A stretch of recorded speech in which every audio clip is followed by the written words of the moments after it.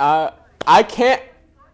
I can hear you guys. It is so cool. It is beautiful here. I'm just enjoying the nice warmth of the inside the studio. I'm sorry for you guys. You have to suffer a little bit. You know, standing out there in the rain wouldn't have made a great night. I want the Spy Pounders to get the home win. I think maybe if I'm off the field, if they haven't got that home win yet, maybe they'll inspire them. They'll have that luck.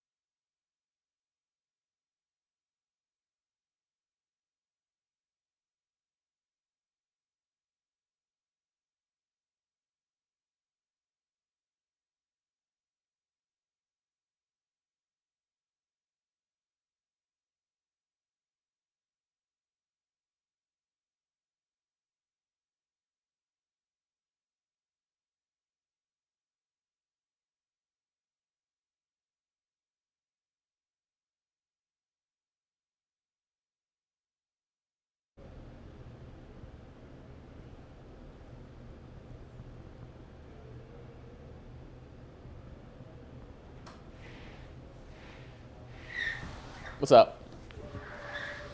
I just want to make a mark so that you know where to stand. Okay. Sorry. I No, didn't realize you were going on because how long is the delay? 3 seconds. So like when he starts saying, was I talking over him? A little bit. A little bit. That honestly worked really well, dude. It looked awesome.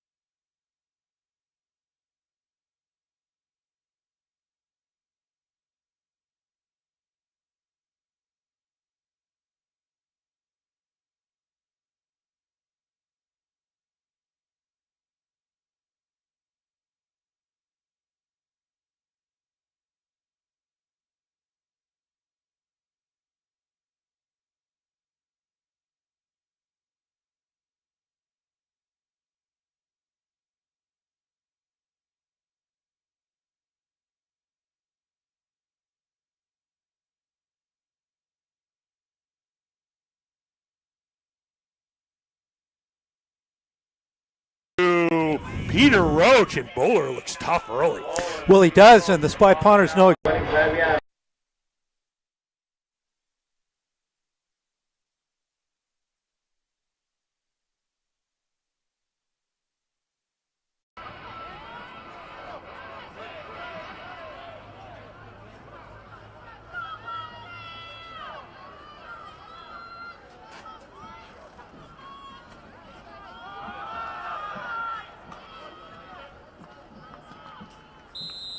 Callahan on the carry.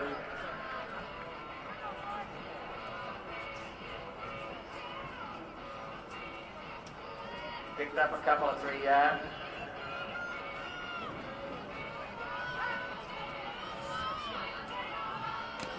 Second down and 6 yards to go.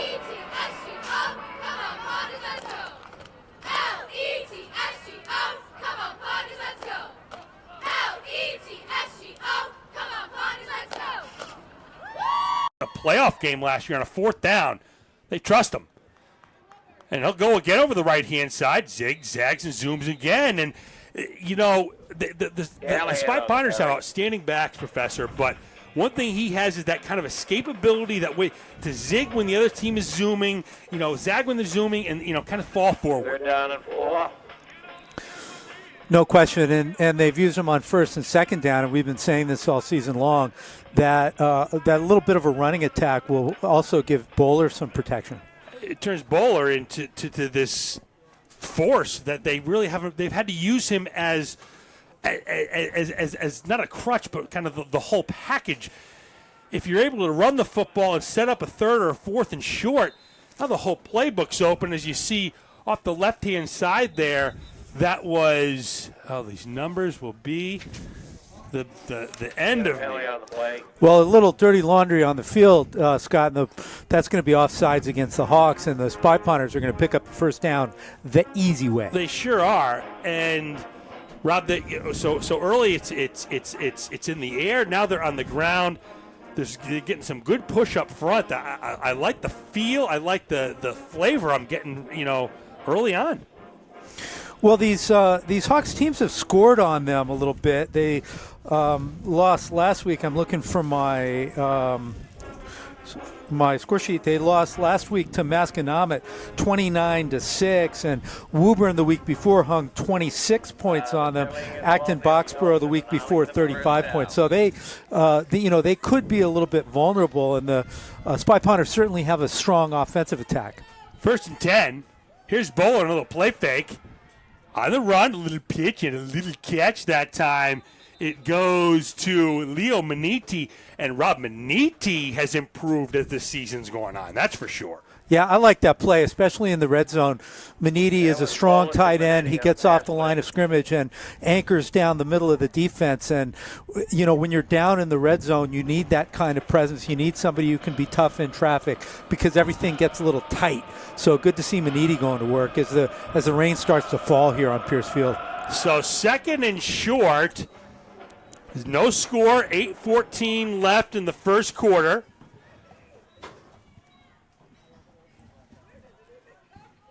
Now Bowler's going to keep it. He zigs and zags and zooms all the way to the end zone. Bing, bang, boom. Spy Ponters strike first. Wow, too easy for Adam Bowler. He sold the fake, and there was a lane he could drive a truck through over the B gap, and he just jaunted into the end zone. He sashayed, he did a little soft shoe, and I'll tell you, I said he zigzagged and zoomed. He really didn't. He just kind of waltzed in. Right. A little Fred Astaire there. Little Fred Astaire. And Rob, you know, you see that's really the byproduct of a strong running game early. The threat, Bowler just, you know, had that belly option, pulled it out, and there was nobody was even looking at him. So Swift will try the extra point. The kick is up. The kick is good, and with 8:01 left in the 1st quarter, the Spy Ponters strike first, 7-0. Wow, and that was a quick drive. About I'm going to say 7 plays in 2 minutes, and the Spy Ponters strike, and on your home field. Against a team like this, you want to hop on them early, and that's exactly what's happened. You know, we've been talking to Coach Gendron periodically while they've been away the last couple weeks, and even though they didn't go undefeated when they were away, we got the sense. We talked to Coach Gendron after the games when they were struggling to get W's, and he was saying that they were making improvements, and maybe it wasn't showing in the scoreboard, but they started to make some improvements that were showing in the scoreboard. They got a couple of wins, and you know, when you're trying to get better and everybody's on the same page, things can look awful different late in the season if you've got some momentum on your side. Sam Swift with the kickoff. Swift kicks the ball out of bounds. It'll be a penalty, and I believe, you know, this is one of the few rules that I do not have a handle on. I think they can either take it at I believe it's the 35. I know it's in college and the pros it's the 40, or you can have them re-kick and take a 5-yard penalty, which is what they're going to do. I believe that's right. Sounds right to me. I think it is. So Swift will kick it off, and back to receive for Waltham is Gene Drury. That's Mario Jimenez, and it goes out of bounds again, and so the Spy Ponders are going the wrong way here. They can't get a kick to go straight, and I think they're going to definitely, I mean, if they've run back twice on kickoff, you're going to have them do it again, so they'll go 5 back. This is going to be at the 30 now, and the Spy Ponders got some momentum here, but now you're kicking off 10 yards behind. Want to make sure you get this one in bounds, and this is a tough cover for a kickoff team that's done sprints twice in a row. Yeah, no question about it. They're going to give the Hawks good field position. This is a little bit of a gift to start the ball game for Waltham. And the Hawks moved Jimenez up to the 40. That's a wise move. There's no way he's going to kick the ball out of the 20, and he doesn't. Jimenez is right where he should be.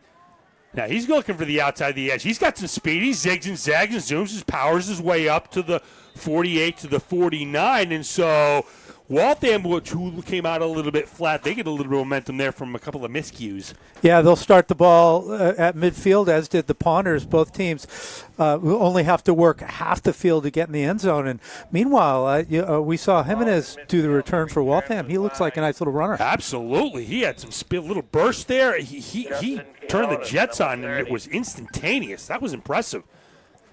We've seen some players that can move, that can pick them up and put them down. I'll tell you that. So the QB is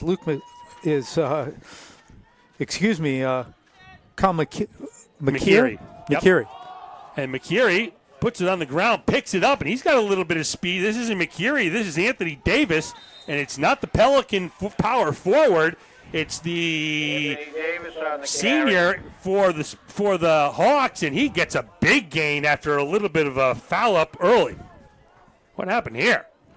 Well, he dropped the ball, and the entire Spy Ponders defense overran the play, and it left him a lot of room to run. Well, it left him a lot of room to run, but so far we've seen Jimenez. He can pick him up and put him down, and certainly Anthony Davis can move. So there's a little bit of speed on this Waltham club.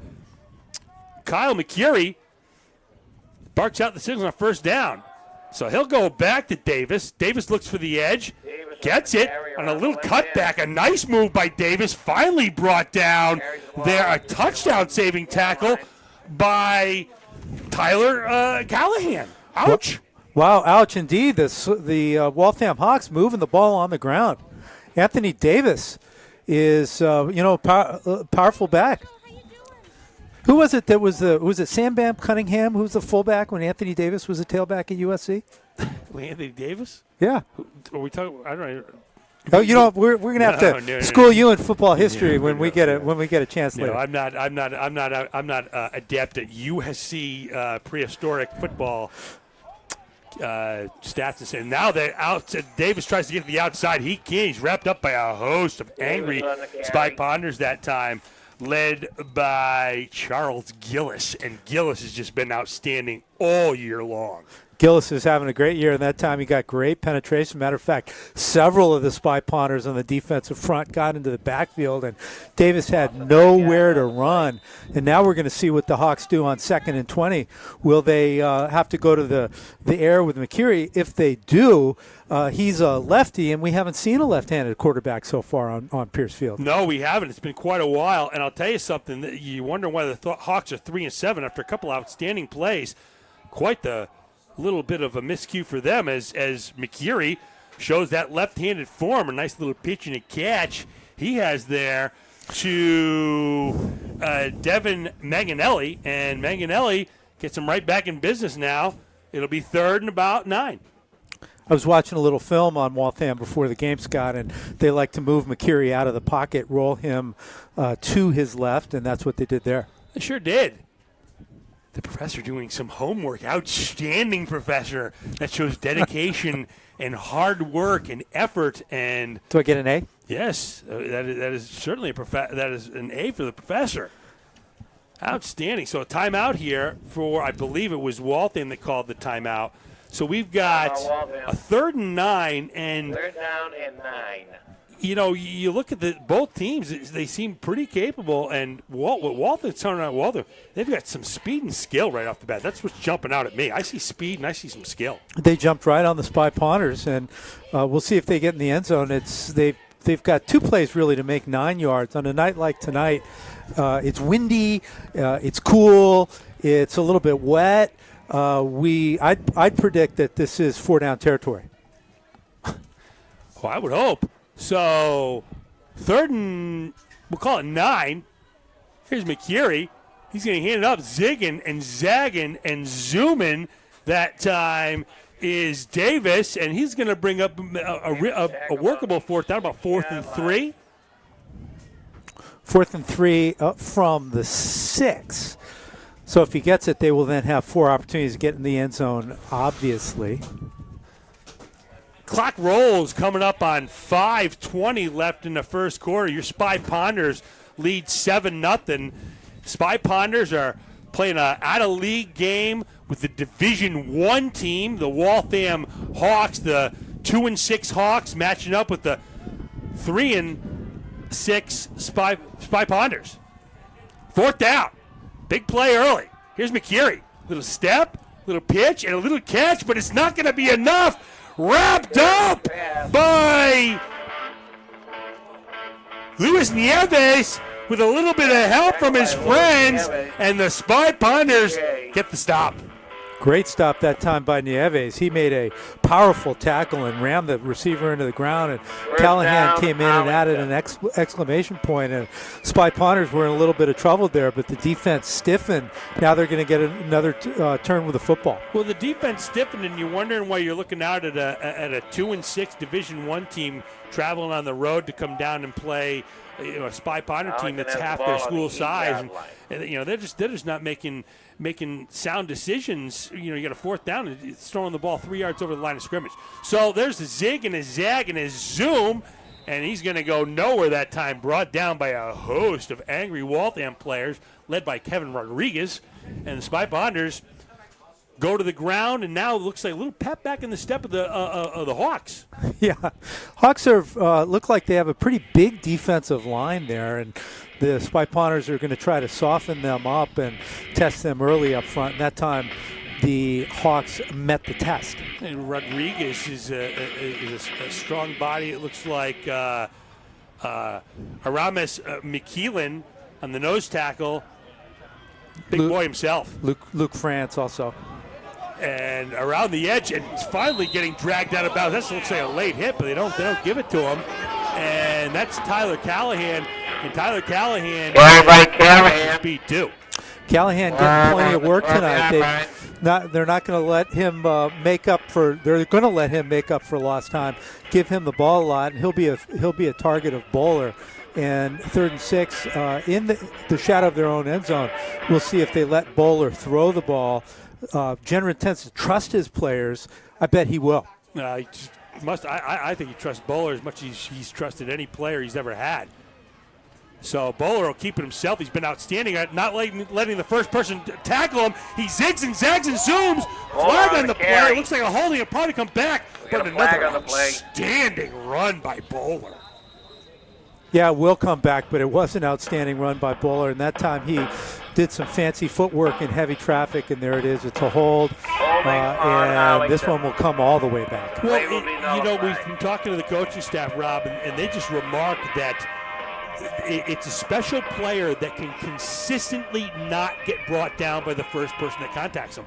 And Bowler, not being a runner his whole career before this year, has that ability. It's a want. It's something in his heart. It's also something in his feet and in his athleticism. Yeah, Bowler's an outstanding runner. And one of the things about Bowler's running game that impresses me is he doesn't bail on the play. He goes back when he feels the defense. He pulls it down and runs, but he won't bail on the play. He'll stay with his first and second pass options as long as he can. Adam Bowler reminds me of Boston Celtic Al Horford, of finishing plays. You watch Al Horford, if you're Celtic fans, he always finishes the play. So does Adam Bowler. He understands the play is not over until it's over, and you have to finish plays. An outstanding play finisher, Adam Bowler. Now he's got time. He's going to give himself some more time. He can run if he wants, and that's just what he'll do. Gets a stiff arm. Isn't brought down by the first player, gets out of bounds, and that's one of those plays where, Rob, there's an adage in football. It's not the worst thing in the world if you punt. Well, will they punt? He ran down right at the first down yard marker, and the chain gang dropped the stick, and they might well have gotten it. Wow. We'll see. Well, we'll see. Bowler just ran for 12 yards. What an outstanding run that was. Holy cow. Oh, looks like they're going to be, a half yard short, or are they going to measure? I'm not really sure. I don't know. They're not going to. No, they're going to give him the first down. The official says move them sticks, and the sticks move, and Bowler with an outstanding third down carry to give the Spy Binders a first down. With 3:04 left in the first quarter, Spy Binders lead 7-0. Empty set now for Bowler. A little pitch and a little catch that time to Mama. There goes that man, Peter Roach. That's the third time they found Roach. Well, the second time they found Roach in that exact same spot. The third time they have found an open spot in the middle of the defense. Rob, I've said it all year long, though, and we remarked last game they were here. I wonder if they could do those little hooks with the 5 receivers wide and just do it and have Bowler just pick whoever's open each time. I don't see the play's been open almost exclusively all year long. So second and short playbook's wide open here. They could do anything. Coach Jenner loves this play. There it is, a little pitch and a little catch that time. Zigging and zagging and zooming over the 50 to 42. There goes that man, Peter Roach. I think they heard you, Scott. They ran a quick post. That's a timing play. And Bowler put it right on the numbers. And Roach exactly in the same spot where he caught the other 2 balls. And had good yards after the catch as well. Hawks were lucky to bring him down. It looked like one more step and Roach might have been sprung. I'll tell you, these aren't the 2 biggest or best teams in the state, but for a quarterback in our state that's a second and short ability to execute, give me Adam Bowler any day of the week and twice on Sunday. He zigzags and zooms. The first player does not bring him down again. Wrapped up by a host of Hawks. And Bowler is really taking a lot of the offense under his wing right now. So the Spy Punters are running on first down, or they have every first down so far. And I like that, Scott. I like them trying to kind of get a running game on track, and that will pay dividends as the game progresses because it will loosen up the defense. I really agree with you, Professor. I think that there's I really love modern coaching philosophies and ideas, but the one that I haven't really grabbed onto is the passing on first down. If you can run the football on first down, you are going to be a dangerous football team, because when you get into those third and shorts, you get a player like with a Bowler's skill. and you don't know what the play's probably going to be, you're not going to defend it. You're That's not. touchdown waiting to happen. 100%. You got to pick your poison. What are we going to give up here? We're going to give up a short one or a long one? Ball's on the 41-yard line of So third and Waltham. see now, of course, right when they say it, they don't get a couple of runs Right. on first and second down. But third, but still, again, it's 3rd and 7. This is a manageable down and distance for Bowler. 3rd and 7. 20 seconds left in the first quarter. Little play fake. It's a little screen. I love the little screens. Zigging and zagging and zooming and heading toward the end zone. His mama, there goes that man, Wow, great play by the Spy Ponters. We haven't seen a center screen like that all season long, and they bring it out at just the right time. Defense penetrated, and Bowler kind of did a little Al Horford boop over the defensive line. Callahan gets the ball, and let's watch him go. Hit at the line of scrimmage, and then runs through everybody to pay dirt untouched.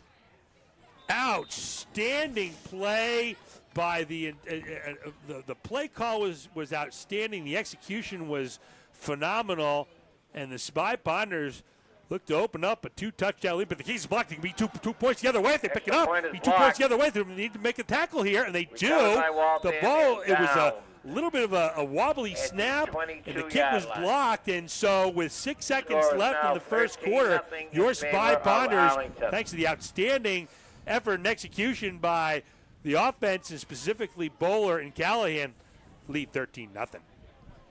So I love that play, and one of the reasons I like that play call so much is on first down and second down, they ran it into the middle of the line, and then on third down, they let the middle of the line, who were feeling their wild oats, all the way through, and then tossed it over their heads. It's a little keto. Aikido. It's a little bit of Aikido. We learned that term back. And how do we describe? It's a Japanese martial art where you use the force of the enemy against them. Absolutely. There was a lot of Aikido going on there. A little bit of aha, I got you. I love it. It's a thoughtful play and fun to execute and watch. Spy Ponder this time do a much better job of covering the kick as big Ryan Elam comes down and makes a tackle. And Rob, we've said this all year long. And that's the end of the first quarter. Special teams, and of course we saw a missed extra point there. But the special teams, by and large, have been outstanding this year. Outstanding. One of the real strengths of the football team in all aspects of the special teams, the kick coverage, the punt coverage, the kick returns. And to me, that's the mark of a really well-coached football team. I mean, it's everybody wants to practice the offense and practice the defense. And when it comes time to special teams, it's a lot of the same guys. Oh, do we really have to do this? Yes, you do. They pay attention to detail. They work on it, and it's paying dividends on Friday night. It's a lot like, when they say character is, what you do when no one's looking. It's kind of that kind of philosophy. If you care about special teams, it means you care in general. And you can't fake special teams. Just as you said, Professor, you're so right. There's not very little glory in special teams. Punt return. I'm in the punt return team. What's going to happen in a punt return? Maybe you get a return for a touchdown. That's very, very often. It's caring, and it's a credit to the players and the coaching staff. Outstanding. So 1st and 10 here. The Hawks are in a little bit of trouble, and right now the Spy Ponders are feeling really good as Robbie Schiavone goes absolutely nowhere, wrapped up by a host of angry Spy Ponders. Well, if you're Waltham on your first possession, you almost got the ball into the end zone, and now you find yourself down 13-0. It's going to be important to you to do something with this drive, and they did not start it out the way they want to.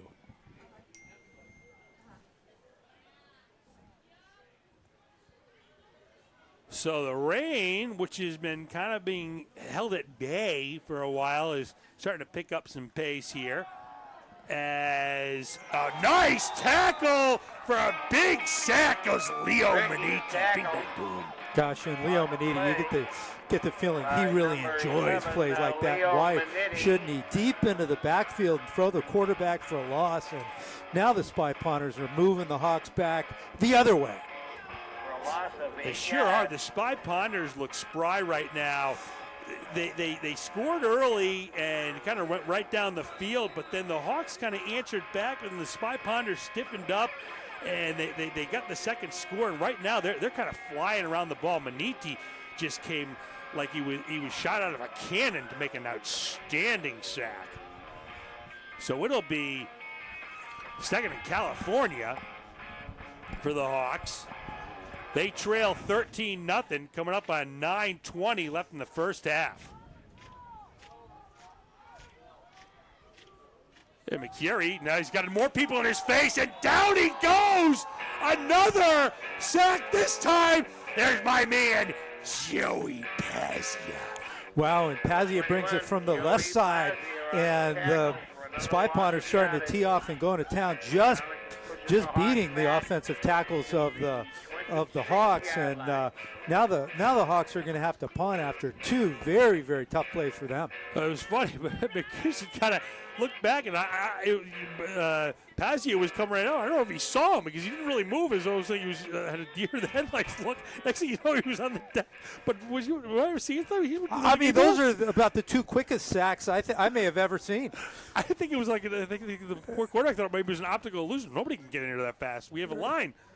So the punt is almost blocked. Actually, a nice little evasive maneuvers there by the punter, and Callahan's forced to let it just bounce, and it's down there by Alex Sabunia, and the Spy Ponders right there kind of took the momentum back on their side.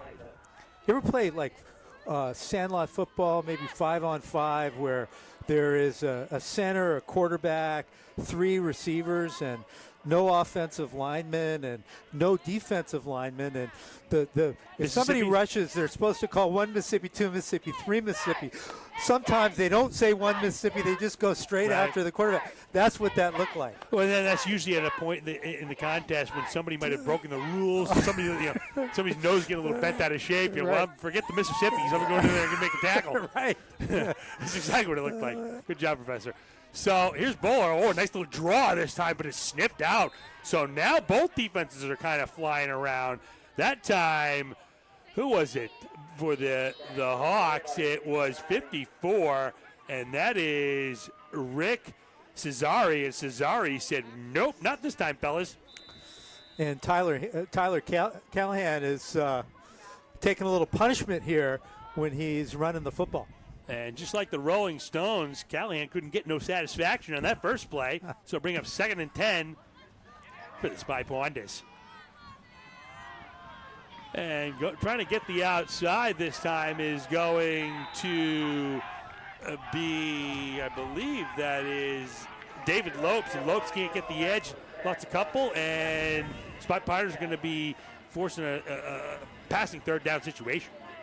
Tell you, the Hawks are hitting tonight. Those last 2 plays, there have been some ferocious contact. Well, it's funny because I'm not sure that they're really. I'm not sure how ferocious this contest had been up to those 2 monster hits by the Spy Ponders. Yeah. And that'll get your blood flowing a little bit. Hey, we better pick the pace up here tonight, or things aren't going to go the way we want them to. Good point. The beauty of football. So empty set here for Bowler on 3rd down. And the Hawks have absolutely answered back. Coming in for a hog tie sack is Brendan Power, and the Hawks have absolutely flew over and made a statement. This is going to be a hitting game tonight. And looked like Bowler dropped the football, and he did. And big number 67, Skylar Mills, made a very heads-up play and fell on it. But that could have been a disaster for the Spy Ponders. Sure could have. I'll tell you. Yeah, this game kind of turned like a light switch was hit, and as I said, I think it was the Hawks seeing Kyle McCurry get pasted a couple of times. They decided it was good for the goose, was good for the gander, and now we got a little knock 'em out, drag 'em out football game. And Rob, we've said this for years. That to me, for my heart, there's nothing more pure, more wonderful than the true essence of sport. 2 teams that maybe struggled a little bit all season long, but are fighting valiantly and really giving superior effort to try to win a contest. Why? Because you want to win. You want to show you're improving. It's absolutely what's going on here. And it's fun to see when that happens. It's just I get a little bit corny a little bit sometimes, but it's the essence of the power of sport. These players are trying to demonstrate what they've learned. So up through the A gap this time, stumbling and bumbling and mumbling goes. Not really sure who. I believe that was. Rob, did you get a number there? No, I did not. You did not. So it was a player who ran the ball. No animals. And the player was tackled by a bunch of players and is going to bring up a 2nd and 4 for the Hawks. Looks like McKersey is kind of shaking off the cobwebs. Let's see if they let him throw the ball. They don't. Zigging and zagging and zooming. And I'll tell you, when he runs hard, he looks good, and that is Anthony Davis. This Davis can play. Davis on the carry. Man, he was hog-tied about 4 yards short of the. Let's see it here. Yeah. Hit, and he refuses to go down. He's throwing haymakers. I'll tell you, this is one of those. I'm not going to perseverate on this too much, but when you see a Division I team come in here with a running back like that and a 2-6 record, what the heck is going on? Perseverate? Is that what I meant to say? That's what you did say. Is that the correct? There it goes, zigging and zagging and zooming, and Anthony Davis says, "I know what to do with the football. I'm outstanding." Yeah, call it what you want. He's delivering blows from the halfback position. I mean, we've seen our league, the Middlesex League. I would say it's more of a quarterback league, a passing type league. And this team is from the Valley League, and it's a little more bread and butter, a little more runners. But this would be one of the best backs in our league, that's for sure. I mean, look at this kid. He's tough. He's got escapability. Yeah, he's good between the tackles. Just a good back. Waltham this year has got about 2/3 of their yards on the ground, and what we saw earlier this year, I think it was against Stoneham, is they had a back that was getting off between the tackles, and then they did some damage over the top. So even though they're running the ball with some success, you can't bring those safeties up too far, or they may strike and sting you. We saw Stoneham early in the year. That was the best team we saw all year. Actually, probably the best game the Spy Ponders played. And they just had they had a lot of success. They're still playing tonight, and I mean, I think they're going to win the Super Bowl. And they showed that no matter how much these things change, if you can run the football, you're going to be tough to beat. Period. End of story. Yeah. So that's a first down. Again, you wonder how much Waltham and Coach Borka outthink themselves a little bit this season. Hey, it's 4 downs to get 10 yards, and 4. I'll tell you. I give it to him 4 times. I like my chances. So 1st and 10. Clock rolls. Coming up on 3:30 left in the first half. U.S. Spy Ponders lead 13-0. But zigging and zagging and zooming is Anthony Davis. But the Spy Ponders that time say, no, not this time. And it is Stephen McGivelry with the help from friends. Well, Skylar Mills was in on the play, and David Lopes was in on the play. He's down on the ground and looks to be a little bit injured. He kind of shot the gap and came in late, and it looks like he's getting up, and that's good to see. Waltham Hawk is also down. Yeah, that would be. I'm trying to get a number. That would be for the Hawks. That's Rick Cesari, and Cesari's been all over the place. You never want to see a player going down, especially this late in the year. And I think we're hoping maybe that's a little bit of a cramp or something. He's kind of touching the back of his leg as he sees getting tended to by the Waltham training staff. 54 is a big kid. He's played well tonight. Both teams have taken a knee. That's not necessarily a good sign. No, it means it's going to take a little time to get this straightened out. But anytime he gets up and is going to pretty much walk off under mostly his own power. Yeah, well, I mean, quite frankly, Professor, if he really hurt his knee, I would hope that you'd wait for a little bit more of official type escort off the field. But at any rate, let's hope that that's just a little Charlie horse. That'll happen sometimes in the game of football. A cold, chilly night like tonight. Clock rolls, coming up under 3 minutes left in the first half. Spy Ponders lead 13-0. Really want to keep the Hawks out of the end zone. Hawks have gotten a little bit of life here. They got a couple of big defensive plays, some big hits, big tackle by a big, sack by Brendan Power. That kind of got things going, and now Anthony Davis is showing what he's worth. It's about 4 yards of carry. So here's a little pitch and a little catch, and it's hauled in. A nice touchdown all the way to Devin Manganelli. And I'll tell you, what a pitch and a catch from Kyle McCurry to Manganelli. And that's what we were talking about. Once you start getting the running game going, all of a sudden the safeties pull up and something's available deep. And that time McCurry hit him right on the numbers, and they're in the end zones. We have a ball game. It's funny that sometimes. I've said this before, Professor. I used to coach by the Kiss It method. Keep it simple, stupid. And these coaches are both outstanding. We know Gendron; he's one of the top coaches in the area. But we're seeing tonight that the more things change, sometimes the more they stay the same. And if you can run the football, and you get second and short, this game ain't too complicated. Yeah, that's right. So the kick is no good. It's faded off to the left as I was blabbermouthing here. And so that's actually a big play in the ballgame, Professor, as with 2:20 left in the half, it's 13-6. The lead stays at 7. And they needed to get on the board, and they did. Looked like the Spy Ponders might run away with it a little bit. And Waltham Hawks say, no, we came to play too. We're a Division I team.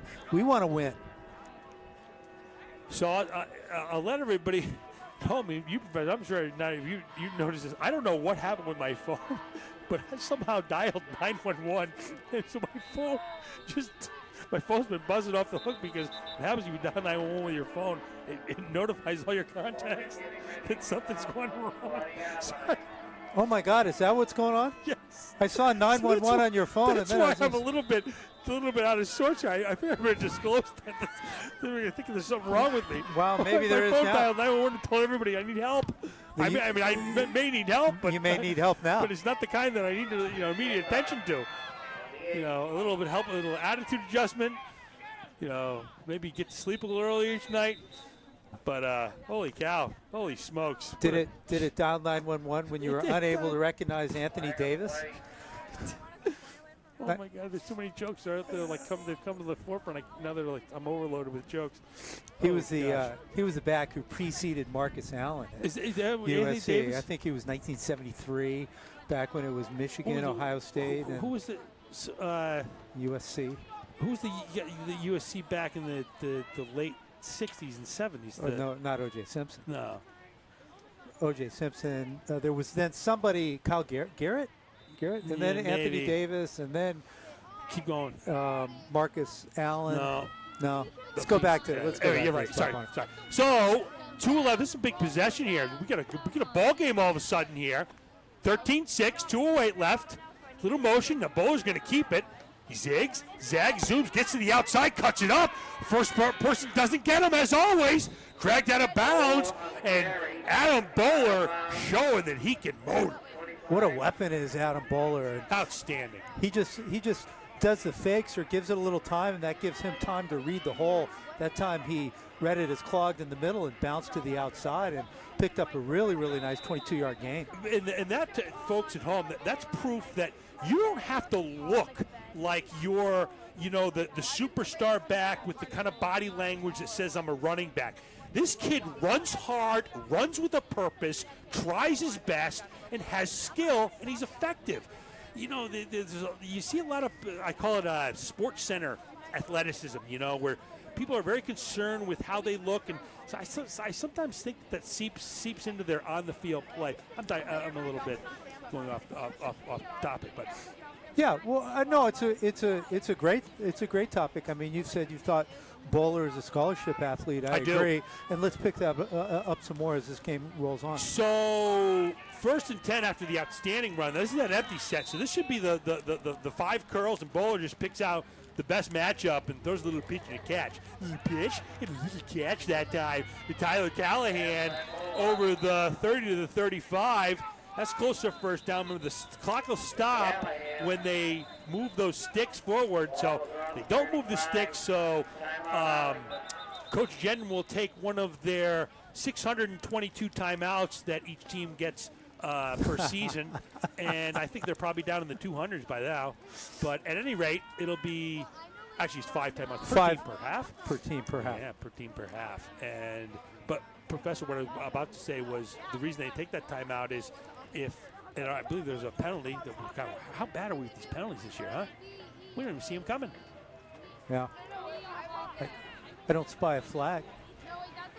Well, in our defense, and these stripes are all, doing their best. Everybody's out here trying to do their best, trying to improve and show that they've improved this year. But, one thing, if I was to ask, the head of the stripes world, the stripe god up there, have these stripes be a little bit more demonstrative in making calls to the patrons here. Patrons are part of this event. They charge a little bit of admission. They put on a show for the crowd.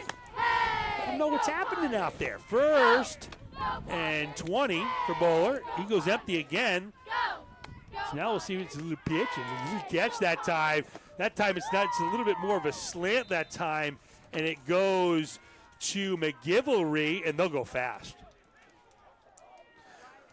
Little rain falling here. The field a little wet, but Bowler able to get a grip on the ball and still throw a hard strike. Now, well, we've been kind of broken records, Rob, but all year long. But when this bowler steps into one of these throws, that has to have. Speaking of college scouts and college football, they have to drool. I mean, he throws a catchable ball. It's not a rock. It's in the right spot. It's where the defender can't get it, and it's got some mustard on it. Well, that's what I was going to say. We can talk about this. I think Bowler is going to be a hard player to scout, as we have this will be a procedure call that will move the Spy Ponters back 5 more yards. Not what Coach Gendron wants to see at this juncture. No, it isn't. And they really haven't been able to get that first down to get the momentum going, to stop the clock on the natural progression of the chains moving and let Bowler kind of go to work. And now you got to wonder with the clock rolling at coming up on 110 if they slow it down a little bit. Be careful here. You don't want to turn this ball over. Bowler's been outstanding this year, but he's human. Be real careful here. I wouldn't mind to see a run. He's running for his life. He's going to throw it, and it's deflected. It was intended for McGivelry, and we have our wonderful announcer over here to our right who called that incidental contact. I'm not quite so sure, partner. It looked like a lot of contact on that play to me. McGivelry turned back to the ball and looked like he had inside position for the ball, and it looked like to me that the defender might have gone over his back. It's one of those that I think that officials are hesitant to call pass interference calls on underthrown balls or poorly thrown balls. Not a tactic that I'm a big fan of. 3rd and 7 now, 50 seconds left. I wonder if they'll be conservative now, make Waltham waste a timeout. The Bowler is one of the best. They're going to unleash him. A little pitch and a little catch that time. Outstanding pitch and catch with McGivelry. And so early on it was Roach, and now it's McGivelry. And that was a timing play, and he threw it right as McGivelry planted his foot. And when you throw the ball on the break like that, it is really, really hard to defend. Paul arrived to McGivelry just as he turned, and that's going to be 10 yards every time. And once again, the Ponters receivers do a really nice job knowing where the sticks are, knowing where the first down is, and getting across that line. So 1st and 10, 44 seconds left. That's an unofficial clock. The officials keep the official clock on their wrist. A little pitch and a little catch that time. And zigging and zagging and zooming and getting out of bounds Outstanding little play. There is McGivery. That was Sam Swift. So Swift is getting in the action. So that's the fifth different receiver who's caught the ball tonight. Roach has 3 catches. Callahan has 2. We've seen McGivery with 2, and now Sam Swift gets in on the act. Did Maniti get one also? Yes. Maniti got one in the post, and so Bowler's using all his weapons. He's using all his weapons, and the Spy Ponders are really showing off an area of astonishing improvement from the beginning of the year. I mean, I can remember that first game, and you were looking out there saying, well, they've got an excellent quarterback. I'm not really sure how many players he's going to be able to throw the ball to. When it turned out he could throw them to anyone that's on the roster, as everybody that he throws the ball at this point in the season has improved to the point where they're likely to catch it. Well, yeah, I think adding Tyler Callahan back into the mix is big, because that brings another dimension of speed into the lineup. So when you have more speed out there, plays can develop quicker. You stretch the field vertically. That opens up the underneath routes to players like McGivery and Swift, and I think they're a more dangerous team with more speed on the field. So 1st and 10 for the Spy Ponders. 37 seconds left. Ball is at the 32. High snap, Bowler will zig, and zag. Doesn't get tackled by the first person. Well, actually does. Whoa, nice tackle there. A little bit of a body slam. Who is that? My gosh. That was number 75. Wow. So Luke France, my gosh, look at France here. Say, absolutely not, Mr. Bowler. Come back here, you. And that was a clean and legal play, but there was a little 100%. bit of anger at the end of that by France. I'm really glad you brought that up, Professor, because I've said this and we've talked about this. There's nothing wrong with anger on an athletic field. As long as it's played within the rules and under control, there is room for anger.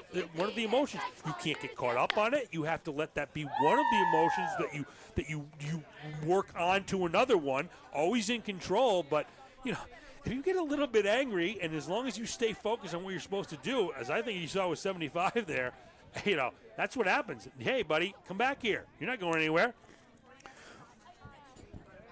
Well, that's one of the things, and maybe Max back in the studio would have a comment on this, but that's one of the things I think that makes Bowler hard to scout at the next level, because at the next level, the colleges like to protect their quarterback a little bit, and as a defensive player, Max, I'm sure any time you had a chance at the other team quarterback, really got your licks in. Yeah, for sure, guys. You have to try to get your hits on the quarterback when you have a chance. It's you gotta make an impact when you're out there on the field and try to get him off his balance. And that's what France did. So here's Bowler. He's rolling out. It looks a nice little. Oh, it's incomplete, but it was intended for Sam Swift, but broken up that time by Devin Manganetti, and that's one of the very few erratic throws by Bowler that we've seen. And that was a near interception with 27 seconds left in the ball in the half? 27 seconds again, folks. It's 26 on your screen, so we see 27 here at the field. But we also know that there's a third timer, and the official one is kept by an official literally on his watch, on his wrist. I know people have come up to me and said, you're joking about that. I'm absolutely positively not joking. And we saw against Lexington a couple weeks ago where there was a real big chaos at the end of the first half where everybody was wondering why they were playing an untimed down when in reality they weren't. The official had time left on his clock that was not shown on the scoreboard. Anyway, 3rd and 7, empty set now. Bowler's been great out of this empty set. Now he's flushed out of the pocket. A little pitch and a little catch that time. And what can you say about Adam Bowler as he throws a little pitch and a catch? That time to Sam Swift. Another big catch by Swift, so he's in double digits now, and he did a really nice job getting out of bounds and stopping that clock. Ponders now have easily 4 more opportunities to get the ball in the end zone from the 16. Well, they can get a first down. Remember, if they get a first down, they could clock it. They could call a timeout. They have, I believe, 1 timeout left. It would appear that the Hawks have 2. So this playbook's wide open here. I would expect right here, I expect a quarterback draw out of this empty set. I think that would have a lot of success right here. Or the little hooks, 5 hooks. And there's your draw. And there goes Bowler, zigging and zagging and zooming to the 10, to the 5. Stretches forward. Clock will stop now at 15.5 unofficial. And I think Coach General will take a timeout there. And Professor, I kind of proved Kreskin there. You were Kreskin. Good call, Scott. And I was watching the linebackers that time for the Hawks, and every single one of them fell back into coverage there. And we see the big hole that Bowler got through, and that's a consequence of having 5 receivers who've caught a ball, because there isn't a guy now on the field that the Hawks don't have to guard. Exactly, and you see when you spread them out, they're thinking you have to defend pass, and when he steps forward and he's always running hard, it can kind of take him by surprise. And I'll tell you, Rob, that was a really good example of what I was talking about. How Bowler doesn't always run, with a palm or a flare of a running back, but it's effective. He's worried about effort and execution and not style points. Yeah. And so we got 15 points. Let's set the stage here. Spy Ponders lead 13-6, 15 seconds left. And you see it at home. It says 15-5 on the scoreboard here. 13-6 for the Spy Ponders, second quarter. Callahan, the deep back out of the pistol. And Bowler, the pitch. And that was dangerous. Picked off. And coming back the other way.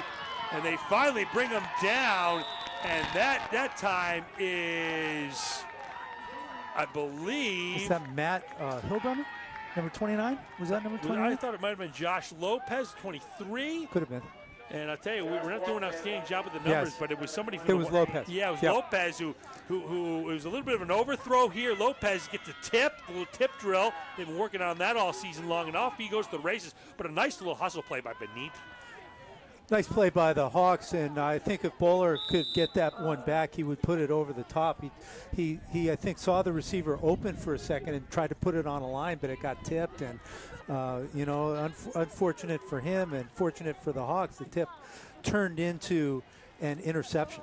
So an outstanding, a little bit of serendipitous play there by the Hawks, and they're going to look to see if they can go into the locker room and they can maybe tie this up with a little bit of a Hail Mary play. And there's the little pitch is tipped, and wow, I'll tell you, that's why, people wonder why you take a knee at the end of halves. And that's why, because if that ball is tipped up straight in the air, Manini's going to rip it down and go back, and this game's going to be 20-0. But at the half, it falls harmless to the earth. And at the half, the score is your Spy Ponders 13, the Waltham Hawks 6, and we want to check in with Max for a second back in the Studio B, the Cozy Studio B.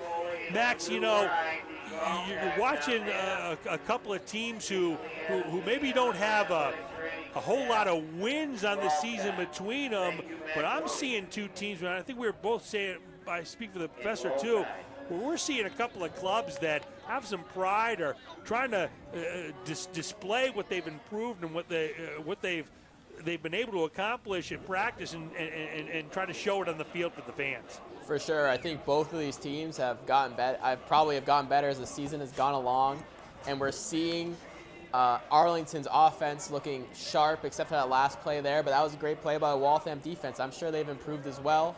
It's been tough out there for Arlington in the bottom half of that second half. They gave up the touchdown and the interception right on the goal line. They're going to have to come back strong after the half.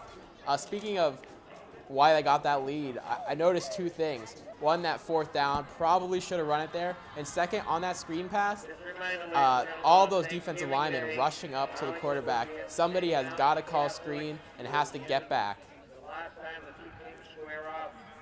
You're talking about the Hawks defense, Max, misplaying that screenplay. They should have been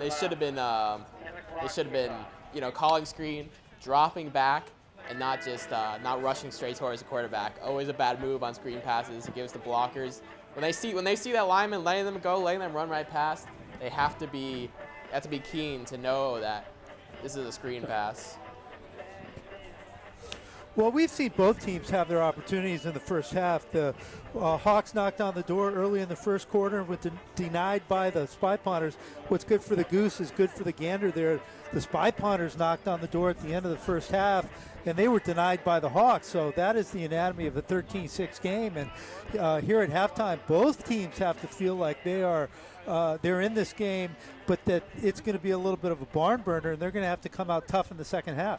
Well, Rob, I think one of the things we didn't really talk about in our massive preparation we've done for this ball game was that there's a weather issue here. One of the reasons we're starting at 6 o'clock today was that there's a serious storm coming in. We've been commenting that we haven't seen the weather really play a factor, but there's a good chance in the second half the skies could open up.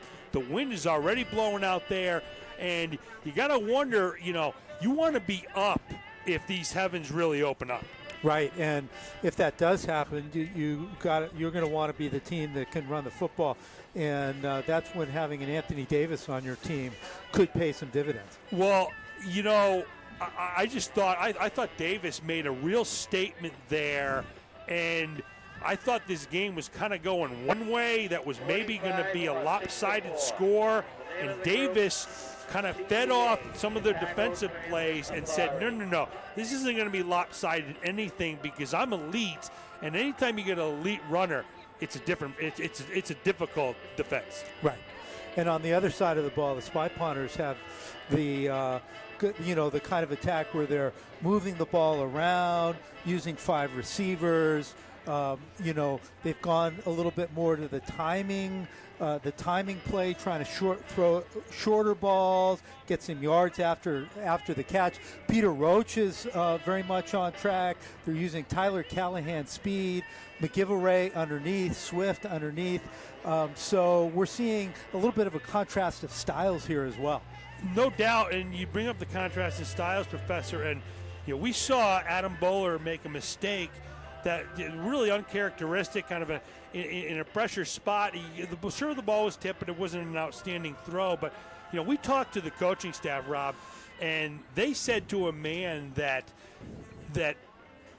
this player Bowler is one of the best they've ever seen at someone that doesn't quit and doesn't get down. When the season, this is this player's senior captain, senior, just like the other captains and the other seniors. But he stays up, stays positive, always tries his best, and so we'll see if that players like that can often bounce back from that and have an outstanding second half. So we're going to take a little break here for just a second here, and we're going to come back with a little chat with the Arlington High AD. We'll be back after this. Bing, bang, boom. Motor down any Arlington Avenue, and chances are good you'll see northeastern colors of gold, yellow, red, and green in the trees. And you may also see a few tropical colors appearing out of place this time of year. Some people, may like the aesthetics of it. Some people may really dislike the aesthetics of it. I think it's kind of either you like them or not in that sense. But in just about every sense, the dockless Lime bikes are thus far peddling impressive numbers. Arlington's senior transportation planner says Lime bike users have taken more than 15,000 rides on the dockless bike share system since their summer debut. That averages roughly 1,100 rides per week since the end of August, more than 7 times the number of rides recorded in July when the dockless bike share pilot was launched. It's been going very well. People have been taking about 3,000, a little more than 3,000 trips per month over the last 4 months that it's been active. So it's been very successful. Among the top locations for unlocking and parking these bicycles are along the Mass Avenue, Broadway, and Minuteman Bikeway corridors. These bicycles allow users to use a mobile app to find and then rent their ride. Just a few seconds to unlock their bike with a simple QR code, and its kickstands up. Town officials say when this pilot program began, they were receiving some complaints about these dockless bikes being left in front of homes and cluttering up sidewalks and also street corners. But as the months progressed, AMSDOT says those complaints have lessened ever since the bike riders are now realizing where there are pickup and drop-off zones that are designated. And also residents are becoming quite used to this bike being part of their community, a very unique mode of transportation that has proven to become quite popular. if people have concerns about their locations or where they are dropping them, they can report that directly to Limebike or to Lime. But directly to me or to the planning department, haven't heard a lot lately. Town officials say it's all part of a process for Arlingtonians to warm up to this pilot program, even during the winter months, when the number of these neon green two-wheelers is expected to dwindle. There'll be reduced numbers during the winter because of that, but I think once we get back into spring and summer again, we'll see them jump up again. In fact, Amstutz says, if the demand remains strong, Arlington could soon be outfitted with as many as 300 Lime bikes standing by, waiting for the next ride. I'm Jeff Barnes, Arlington Public News.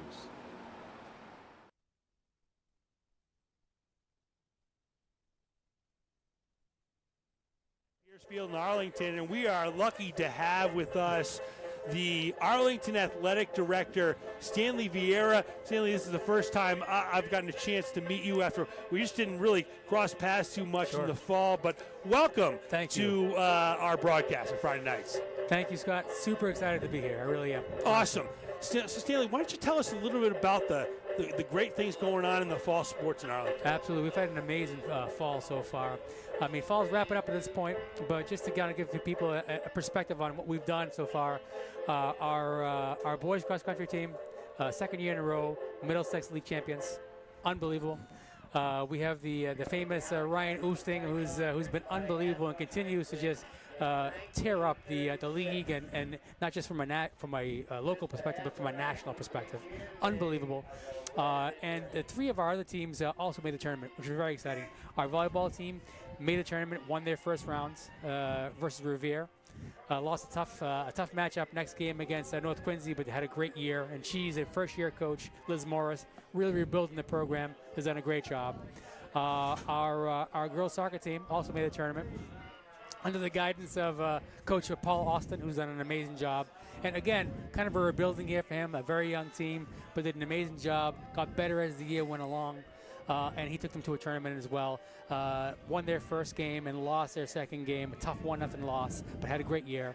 And boys soccer has been unbelievable under Coach Lance Yodzio. He's done an amazing job and continues to do an amazing job.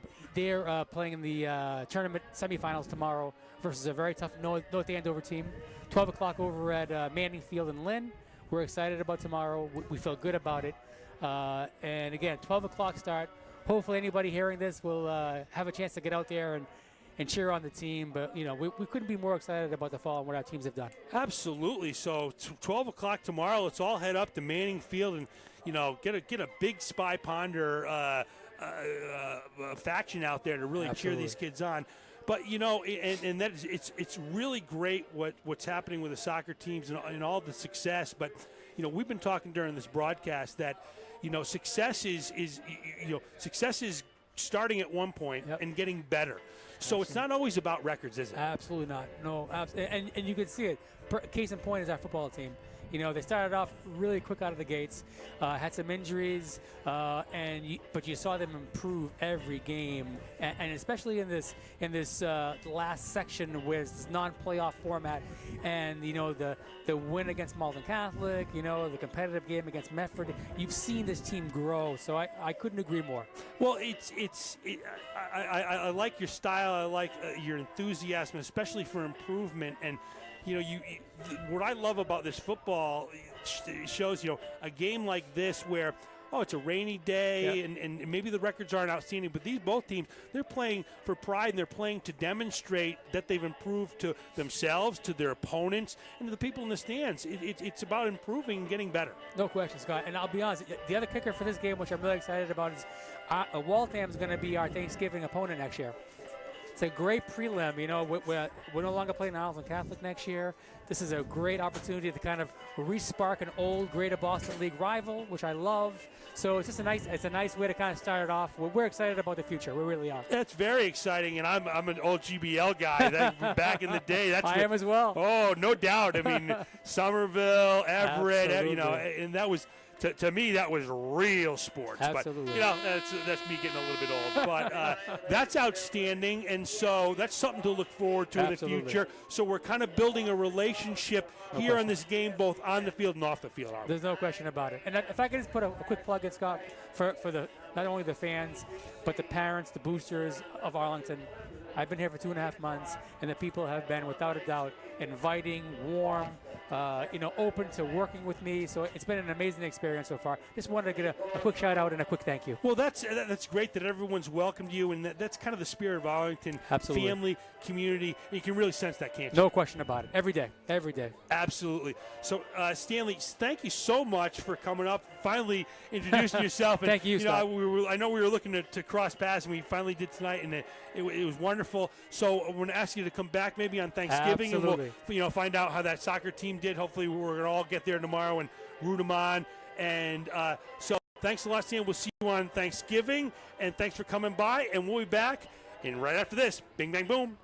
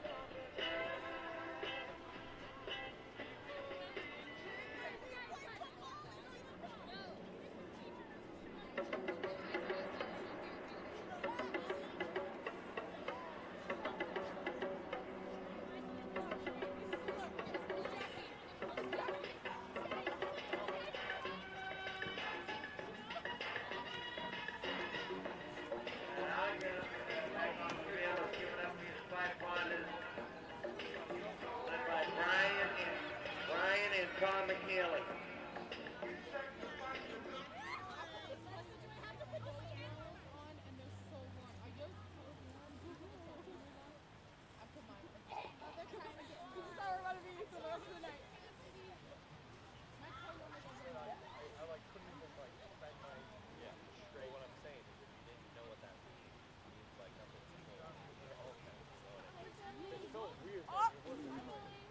Hi, Billy. Billy. I said hi to you. What do Billy. Billy. Billy.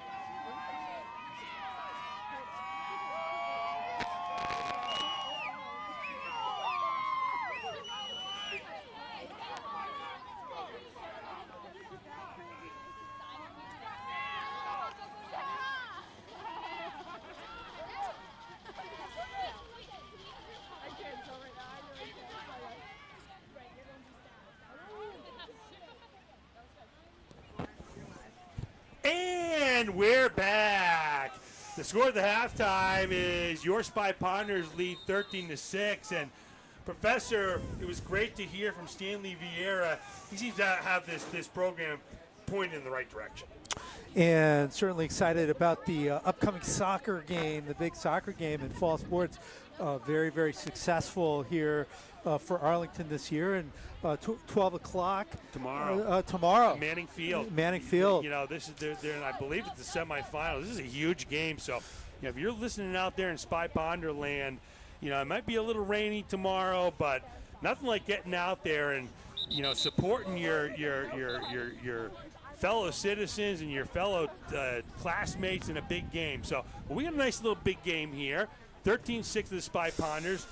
The Hawks will receive in the second half. One thing we did learn, I did not know this, as up to date as I am, but Stanley was telling us, so the Waltham Hawks are going to be the Spy Ponders Thanksgiving Day opponent starting next year. So oh, wow. Yeah, so they're going to Makes finish sense. up with Arlington Catholic.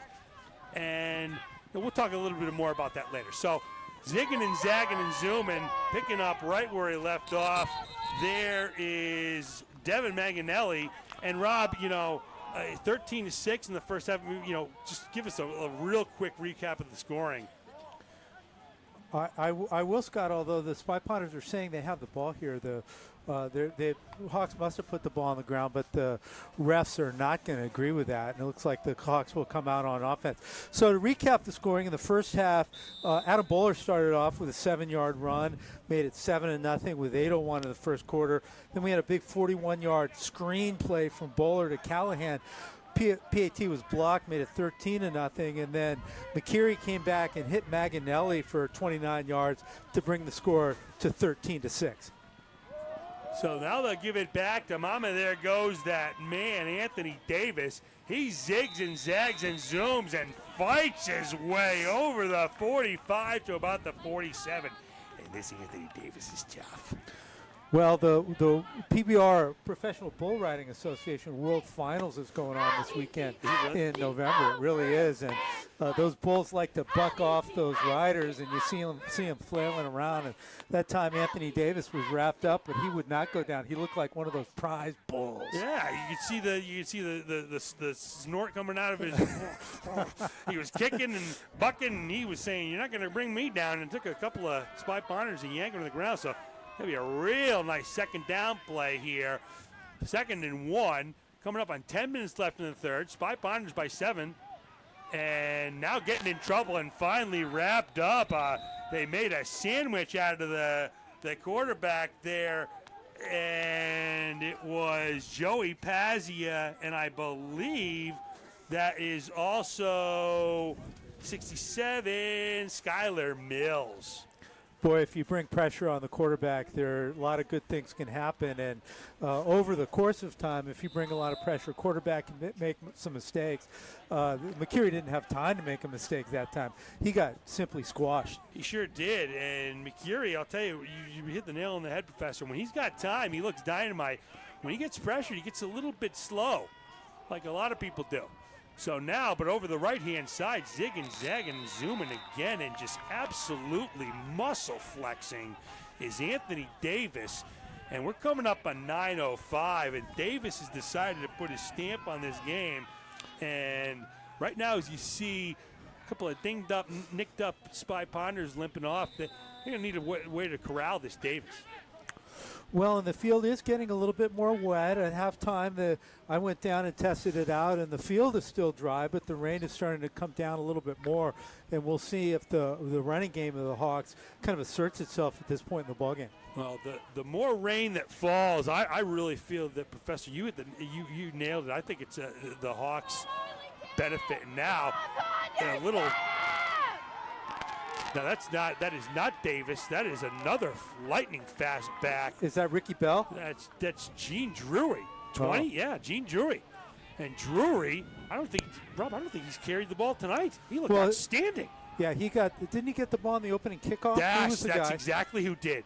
Holy cow, this kid can move too. This is a junior, and the junior, not as much zigging and zagging as Davis. He just hit the outside, put the jets on, and scampered for a first down. 1st and 10 for Waltham at the 38. And here he is again. It's Drury getting to the outside, but wrapped up by a host of Spy Potters. And Joey Pazia was ripping at that ball. Drury running inside looking like Charles White on that play. Right? That's who there you go. Way to go, Professor Charles White. You missed the Ricky Bell reference. I did. I was just going to keep on Charles running White through them all. That's right up my alley. Charles White, absolutely. Outstanding back. Yeah. 2 cut back. Reggie Bush. Yeah. Lendale White. Yeah. But Charles White's Charles White was the big name. Right. Half tailback. Right. Went in and played for the Jets, I believe. Absolutely. So, and now they've taken, taken a big hit there. Wow. Is leveling the blow. Was that Peter Roach? It was absolutely Peter Roach. And the heavens have opened up. And now the Hawks have put a new back into the mix. it was Anthony Davis before, and now it's Jean Drury, a junior. Well, we'll see how the Hawks respond. It's 3rd and 4. You would expect them to run the ball again, but when the free safety comes up and goes head hunting, that's when you expect to see the possibility of a deep post, and we'll see if the Hawks try to respond by running the ball or throwing the ball. So the play is stopped. It looks like there's a little bit of movement by the Hawks. That's a big penalty, so that's going to turn a 3rd and 3 into a 3rd and 8. And they were going to run it there, but partner, you've been Johnny on the spot tonight. That free safety, he came screaming up there, and when these guys, the assistant coaches are up top, and when they see that, they are yelling down. That free safety is not where he's supposed to be. Coach Genren has to like the way its defense is matching up because they're playing a very aggressive style tonight. They are, they're hawking the ball. And so far, the Hawks have not been able to, respond in any meaningful way to that. Well, it's definitely, Rob, it kind of seems to be two mirrored teams, not necessarily from a strategy point of view, but from a kind of a hitting point of view. These are two hard-hitting teams. And we've always said the Spy Pounders are a little bit unique in that they're a passing-type team, but hard-hitting. Yeah. So 3rd and 10. Let's go! And here's McCurry. This is picked off. And there he goes, zigging and zagging and zooming and getting the outside. Finally brought down over the 50 to the 40. Goes McGiveray, right? Is Stephen McGiveray.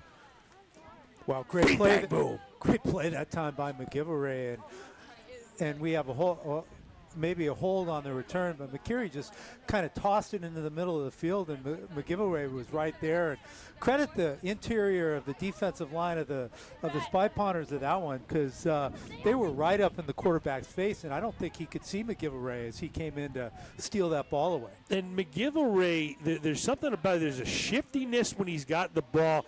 There's a little bit of elusiveness. And a toughness too. He delivered a hit and he took a hit at the end of that run. Well, he's a two dance player, but then he lowers that boom like a hammer. Tough player. So the Spy Pounders get the ball back, and they're very happy to get the ball back because the Hawks were knocking, and now they get to take a turn. And with this rain coming down, you're expecting a lot of runs here. And here's Bowler's going to take it himself. Again, the first person doesn't get him down. He zigs and zags and zooms over to the 50 to the 48. Adam Bowler. Wow. Let's go! Wow, big run by Bowler. What is that, about 21 yards? And, Bowler does such a nice job starting inside and breaking it again outside, and it's not always that easy to see the hole on the inside, but Bowler very consistently, when it's there, he gets through it. No, it's something. I mean, I don't know how much running you did when you were a quarterback. It was something that, I mean, I couldn't. I remember my mental thought process when I was running the ball was, don't get killed. Don't get pasted. Make sure you don't get really hit hard so you can keep playing. Kind of a primitive thought there. Yeah, Don't get wow. killed. Yeah. Andy Breckman has a song called "Don't Get Killed." Yeah. Well, that's what it was. And Bowler zigzags and zooms, a little spin move there. But that's what allows a player like Bowler, because he's not thinking don't just get hit. He's thinking make people miss. That's where the difference is, isn't it? Don't you think? Absolutely. That's a really good point, and he does that. He does that very, very well. When he pulls the ball down, he's really a runner. And at the next level, it would be interesting. One of the options for him is to play him at a running back. Oh yeah, you definitely. I would think more of the natural position probably a little tight end, but yeah, he where we see Roach, who played quarterback here a couple years ago, is playing at Tufts as a wide receiver now. Absolutely. So he gets this time Bowler, and then we pumped his tires a little bit too much, and the Hawks had enough of that up there in the booth, guys, and brought down by Walt Davis, number 50. I don't have a 50 in my playbook, but 50 made the play, or maybe it was a 54. Let's say 54 made the play. Okay, 54. Rick Cesare, and Cesare's been all over the place tonight. Well, we have a flag on the play, and it's getting a little chippy down there. We'll see what the call is. It looked like there were, and we'll get it. 3 Hawks made the tackle. Is one of them hop in late? No, it looked to be clean. I wonder what they're going to call here. Well, you know, Rob, there's been almost a trademark of the Arlington games this year that they have been a little bit chippy. And I think one of the reasons for that is when a team, struggles to get wins and they don't, what do we got to call here? It's going to be an unsportsmanlike conduct penalty against Arlington, I believe. Well, so what I saw in the replay, I'll tell you what that suggests to me. That's somebody opening their mouths, and if that's the case, I didn't say that I saw it, but usually that's when an unsportsmanlike for that comes from, or it could be maybe a kick or something like that. But I didn't see it, and that's going to be something Coach Gendron isn't going to like if that's the case.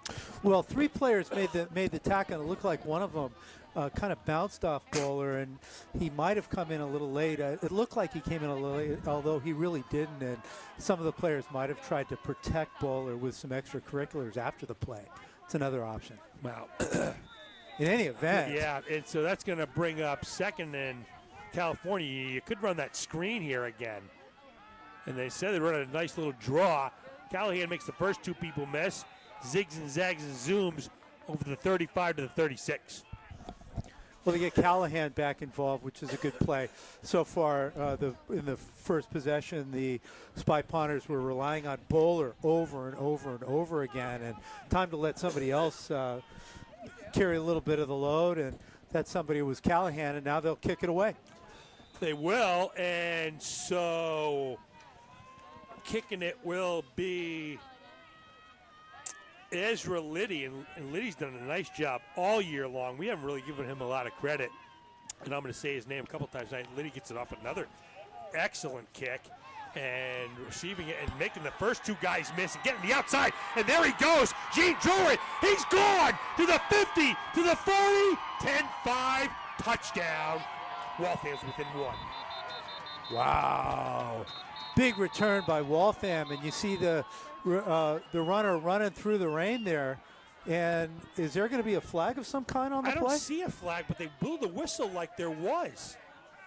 What is going on here? The referees are holding up play, and they're over talking to the coaching staff of Everybody's Waltham. walking back. Rob, do you see a flag on the field? Because I don't.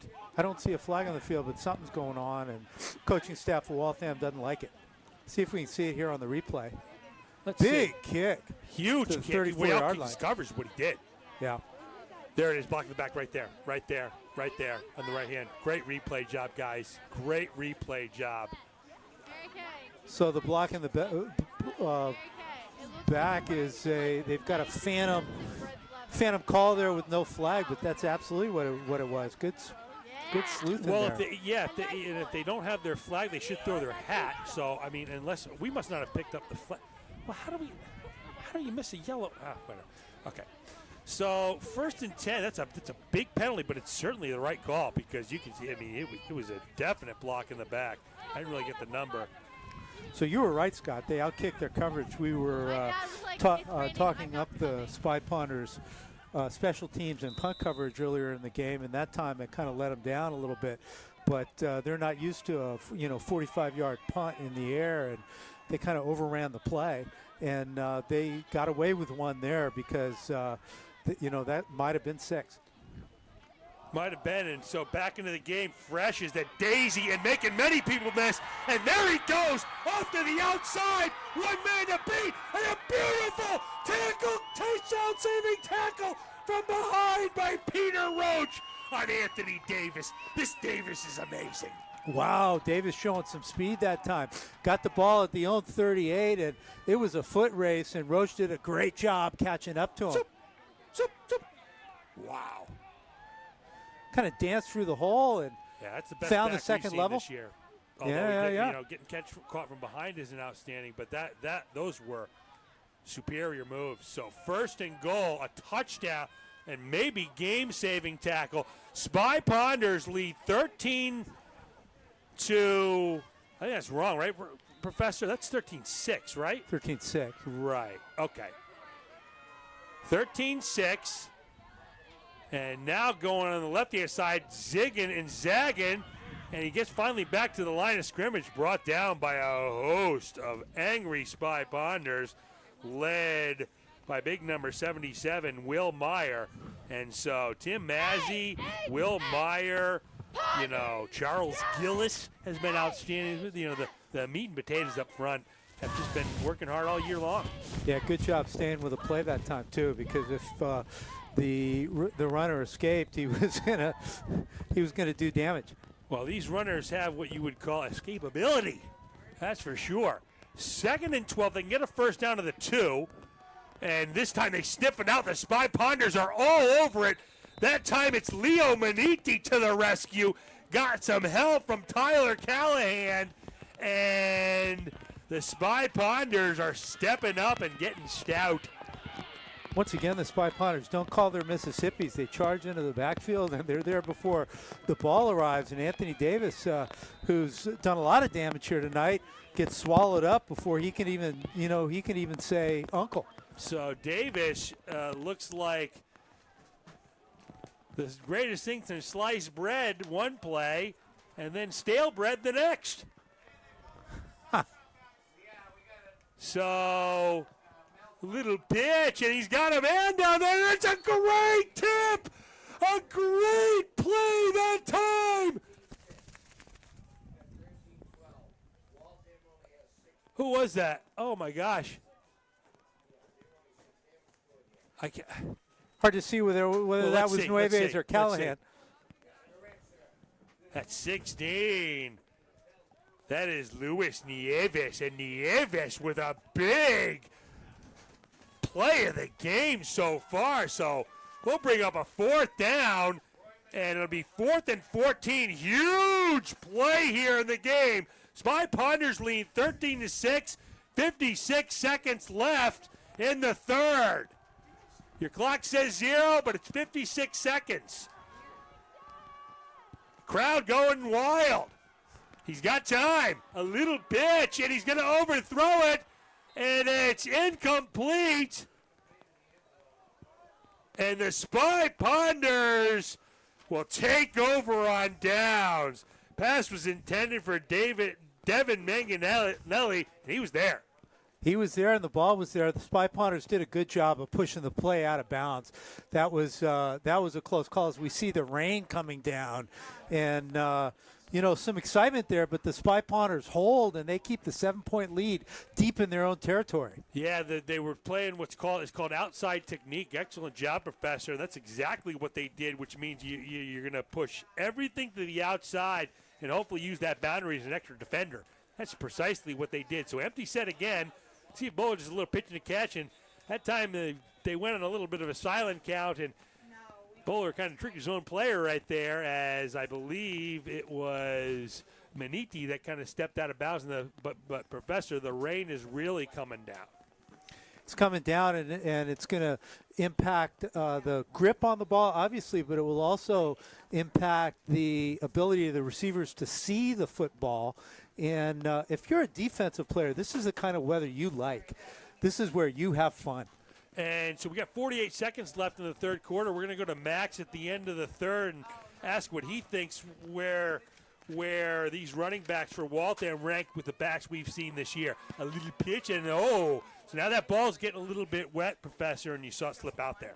I think that's exactly what happened, and it sailed. And especially going to your left, the ball can do that. And with the pass-heavy attack of the Spy Ponders, you were going to have to see whether this is trouble time a little bit. Yeah, and this is where you kind of wonder if now you want to, maybe if we had any kind of issue with how the Spy Ponders approach things, maybe if they kind of went back to that running game a little bit here, and if you punt it, maybe it's not the worst thing, but you kind of tell your players, hey guys, we're going to run this football, and that's that. So clock stops. I think it should be. Yeah, that's right. I was just going to say the same thing. They get the ball. No, not a penalty. Our wonderful scorer is incorrect. The ball was marked in the wrong spot. So 2nd and 15, 44 seconds left. Spy Ponders lead 13-6 in the 3rd. So zigging and zagging and zooming is Callahan, and you see that, Robin. That'll do just 9, just fine. Now you can punt it here, but keep chipping away. Yeah, I think that Coach Jenner and the coaching staff were thinking the same things we are. Let's let that clock roll down and go into the fourth quarter with a lead, and let's stay safe. And who knows, maybe Tyler Callahan could use his speed and kind of break one. No doubt, and you get your linemen kind of pointing forward. When you're always catching people on pass protection, and you can start firing forward. Those linemen love it. 5 seconds left. Last play of the quarter. Bowler in trouble. Steps to the right. He's got a man open. It's tipped. Oh! Let me tell you something. It was tipped. Oh. I tell you, Peter Roach. Peter Roach could have picked that. Could have picked it up and would have been the play of the year. Yeah, that ball was in the air a long time after it was tipped, wasn't it? And Roach turned around, and he knew it was there somewhere, but his head was on a swivel, but he couldn't quite turn around fast enough. Well, he couldn't turn around, but Max Gowen's going to be Mad Max is going to be able to turn around. And Max, we've seen Anthony Davis and now Gene Drury kind of flex their muscles in the third quarter, but especially Davis for the whole game. Max, where do you think these running backs for the Hawks rank, and the players we've seen specifically in our league this year? Well, I think Davis is great. I mean, he's been running like a knife through butter. He's been running like excellent. I mean, he's finding the hole. He's fast. He has moves. I think they're making a mistake by trying to toss these deep bombs. That last drive, they're throwing the ball, and they should have just been handing it off. Well, it's kind of piggybacking on what we said.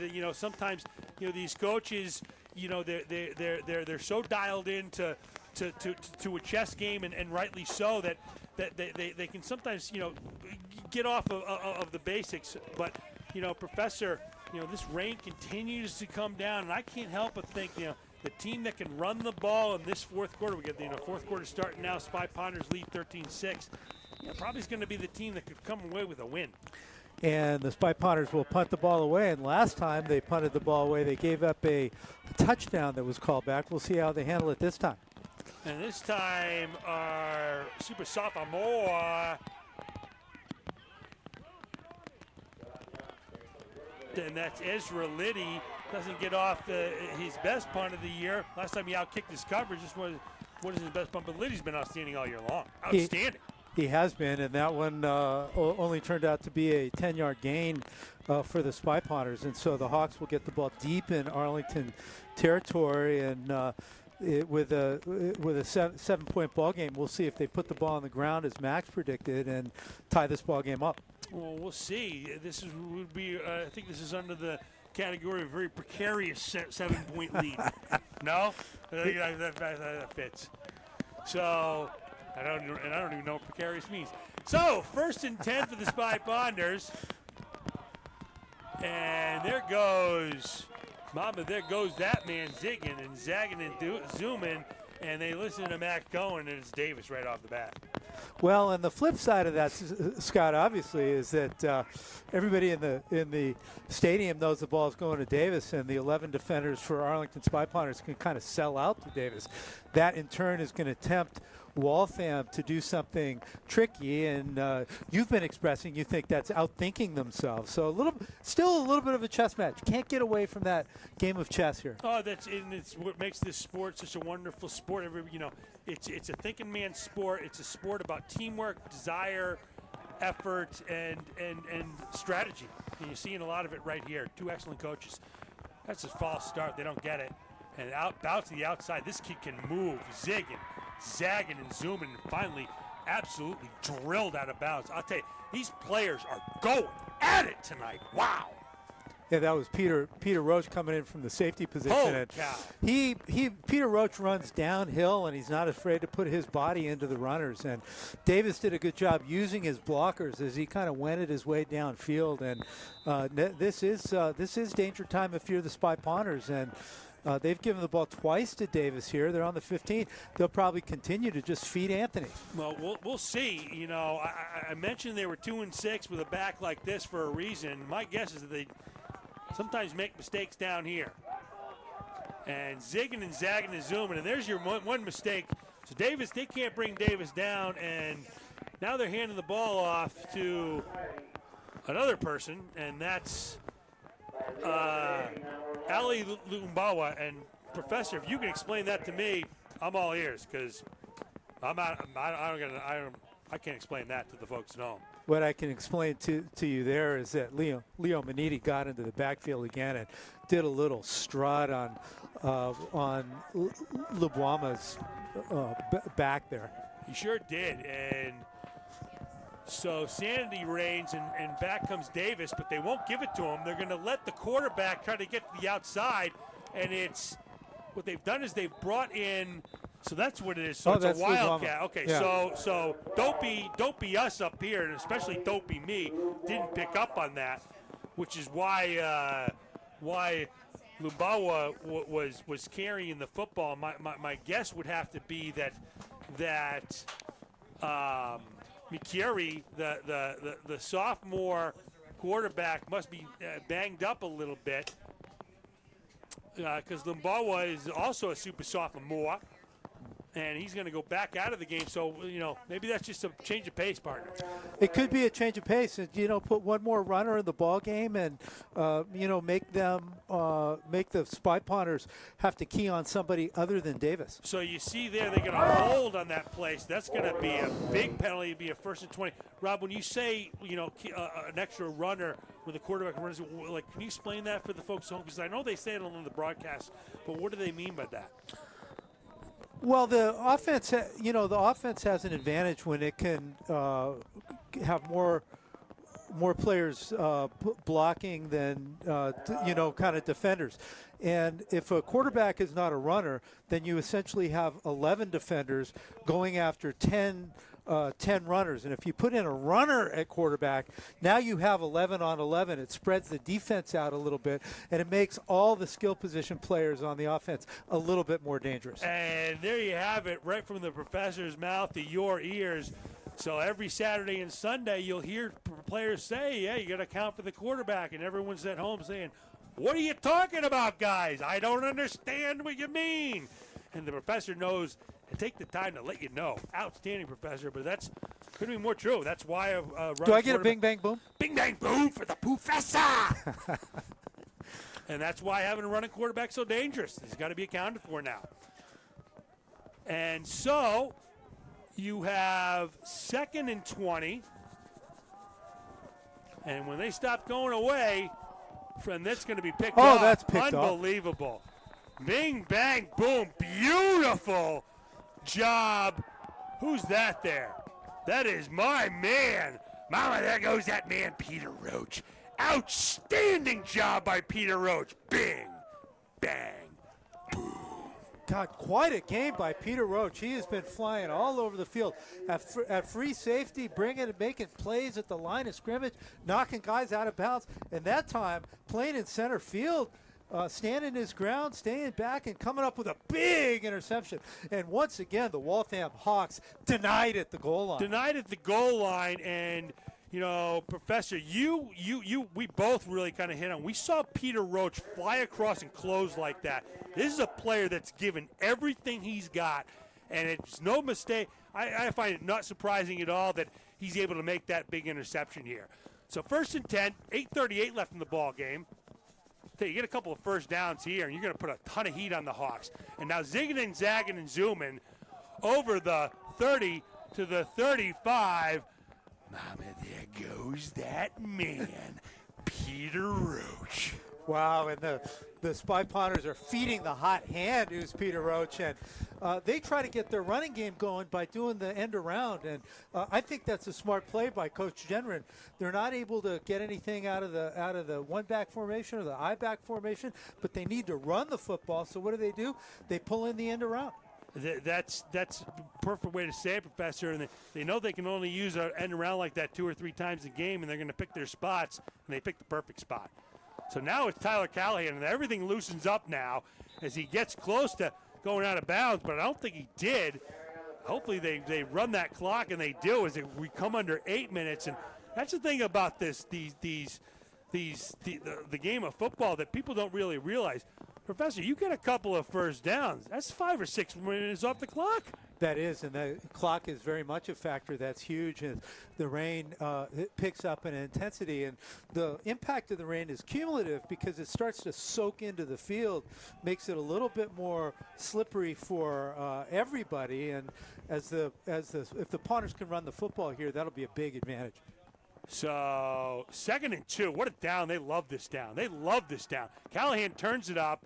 Zigs, zags, zooms. Just what they wanted there. First down. They'll stop the clock to move the sticks. Then it'll start winding again. 7:18 left in the contest. And, partner, I mean, right now, the Spy Ponders, they're smelling victory here, and they know that they just got to keep getting first downs, and they can put a seal on this game. 1st and 10, coming up on 7 minutes left in the contest. Spy Ponders lead by 7, and zigging and zagging and zooming. Mama, there goes that man, Peter Roach. So actually, was Callahan. Tyler Callahan? And I was just looking. I was just looking at through my score sheet, Scott. And since Tyler Callahan came back in the lineup, Spy Ponders have put up 31 points, 41 points, and 28 points. And I think we're seeing why.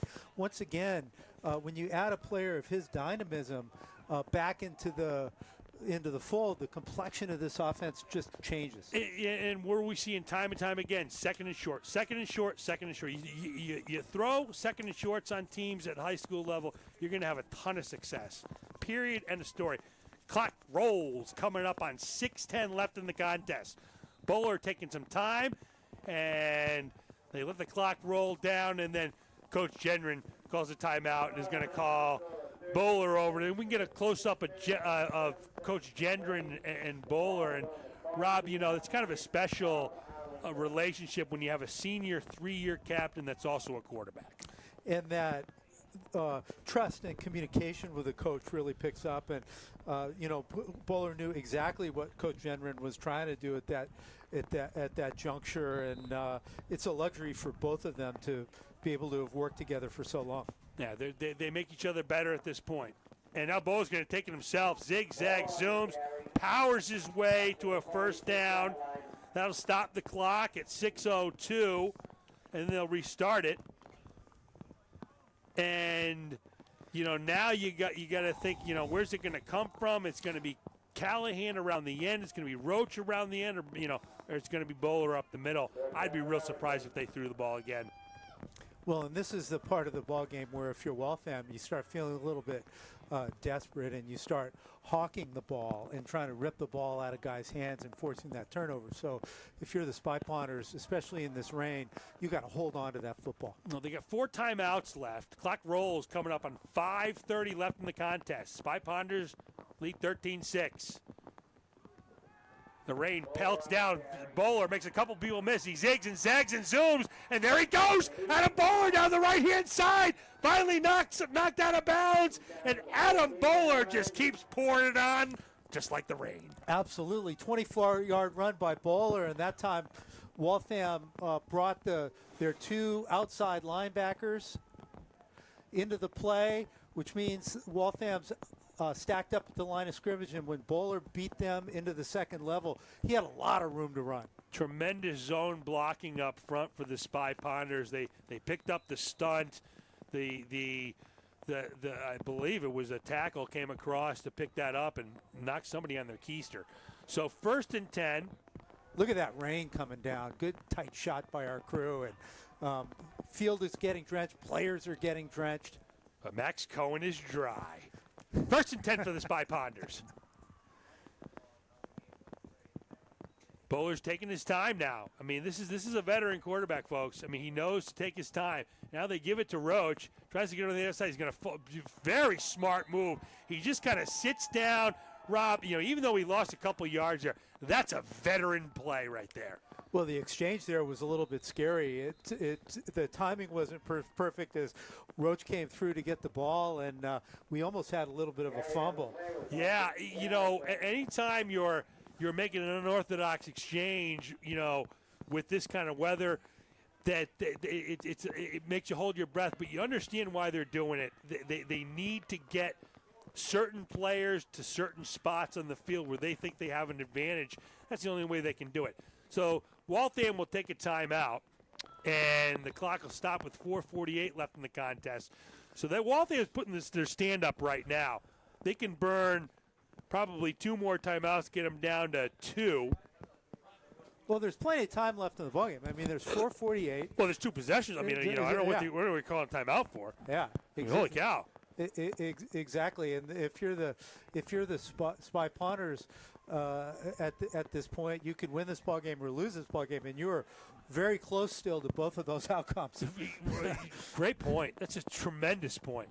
And you know, I think us in New England, I think we get a little bit spoiled watching Belichick. And you know, I'm not a huge fan, but just a master at clock management. I mean, they do it better than anyone else has done it in any sport anywhere. And I look out here, 4:48. Guys, there's 2 more possessions in this ball game. Yeah. I don't know what you're calling a timeout for. You're going to score, and you're going to give them back the ball. And this Spy Punters can put them away with a score, but it is 2nd and 11, and they are on the 18-yard line, and it is pouring rain. Right. You know, anything could happen here. Oh, great point. You're as close to winning, putting the game away as you are to losing it. Right. That's exactly what beauty of sports, right? Yeah. The beauty of sports. Right. You're as close to putting the game away as you are to losing it. So, and the rain is pouring down now. Wow. So, the heavens have opened up. The clock now says 45 minutes. And that's way too much. I won't be here for 45 minutes. I can guarantee you that, folks. Yeah, I don't know a lot of things, but I know that. So if we're going for 45 more minutes, you're going to do the ending without me. Well, you know, I broke out the hand warmers tonight. I don't know if you noticed. Well, no. I mean, how about me? No hand warmers. I have my a jacket on. Well, I got to say, I'm pretty proud. Well, I mean, you should be. You know. Will Thanksgiving you come without hand warmer? Not a chance. Not a chance. No. If I come without hand warmers, I won't come. So I just drive right past, keep the heat on, turn around, put the car around, go home. I'll bring an extra pair. Outstanding. That's the professor for you. He does it all. 2nd and 12. Let's see what you could run that middle screen here. And they're going to throw it. He can run. Stay in bounds, son. And he gets pasted, but a great run by Bowler. And now they roll the clock, and now they put themselves in a very makeable 3rd and 4. It's the luxury of an Adam Bowler and his ability to keep moving. And they did keep the clock rolling. You asked them to, and they did. Good job by Bowler. Great job. That looks easier than it is because you see pros execute staying in bounds all the time. He is going full tilt as fast as he can, puts the jets on. That's an unnatural movement to stop on an athletic field, and he did an outstanding job. So 3rd down here, obviously it's 4 down turn. They could kick a field goal. Swift can kick it. Now over the right-hand side is Callahan. I don't know. What do you think, Professor? I think they got it. I think they did too. Punters are certainly say that they got it. What do the stripes say? They're putting the ball right on the 15-yard line. That ought to be enough. Yeah, it should be. They moved those sticks, so it is. And wow, I'll tell you something. Now everyone's kind of the fans are getting into it. This is going to give me a chill. This is the beauty of high school athletics. This is a hotly contested game between 2 teams who have 4 wins between the 2 of them. You wouldn't know it, folks. This is outstanding. So here's Bowler. He's going to take his time because he's smart and he knows what he's doing. The clock is rolling, coming up on 3:30 left in the game. Give it to Callahan. He looks to get the outside, and he gets absolutely crunched. That is called making the pocket there. And big number 27, Evan Clark said, sorry, folks, not right now, not right here. Well, I tell you, Scott, you know, you and I sometimes disagree about this. If you're the Spy Punters, you want to get the ball in the end zone any way you can. If they could get it, if they could run another minute and a half off the clock and get it in on 3rd down, 4th down, they'll take that. If you're the Hawks, Let him in. You know, Let him in. Do you let him in? Let him in. It's the only way you can theoretically. I mean, I don't know. 13-6. well, I probably stop here. I don't know. Yeah. I don't know. And they're certainly not Oh, letting yeah. him in. Oh, wow. Nice play. Holy cow.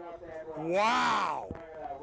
They took the words right out of my mouth. Our announcer over here strung him out. That was really a nice play.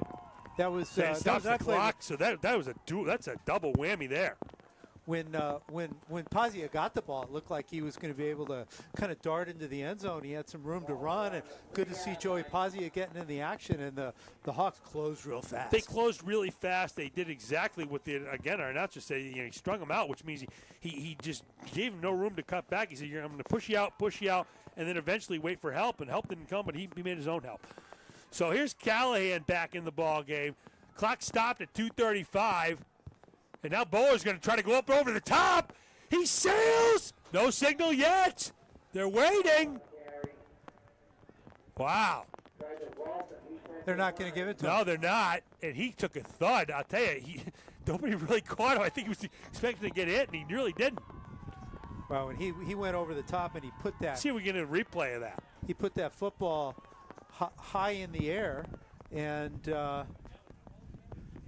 he might have put that football at risk a little bit. Yeah, this is. Let's see. He got Let's see what upended. happened. Oh, he got absolutely upended. He's lucky he's okay. Don't know wow. Don't know if we can see that. Oh, again, that was folks, a but big hit he took. He did a kind of almost a little cartwheel into the end zone. He didn't land on his head or anything like that, but he took a hit, and obviously he popped right back. He's a tough kid. So it's 2:16 left, and you've got now 4th and goal from the 1, and now you're not letting him in anything because 2:16 is enough for you to come down and score. And so the game pretty much comes down to this, Professor. What would you run? I think that was a good spot, and I'd be tempted to do the exact same play. Wow, we are simpatico tonight, Professor, because that's exactly what I'd run. Same play, guys.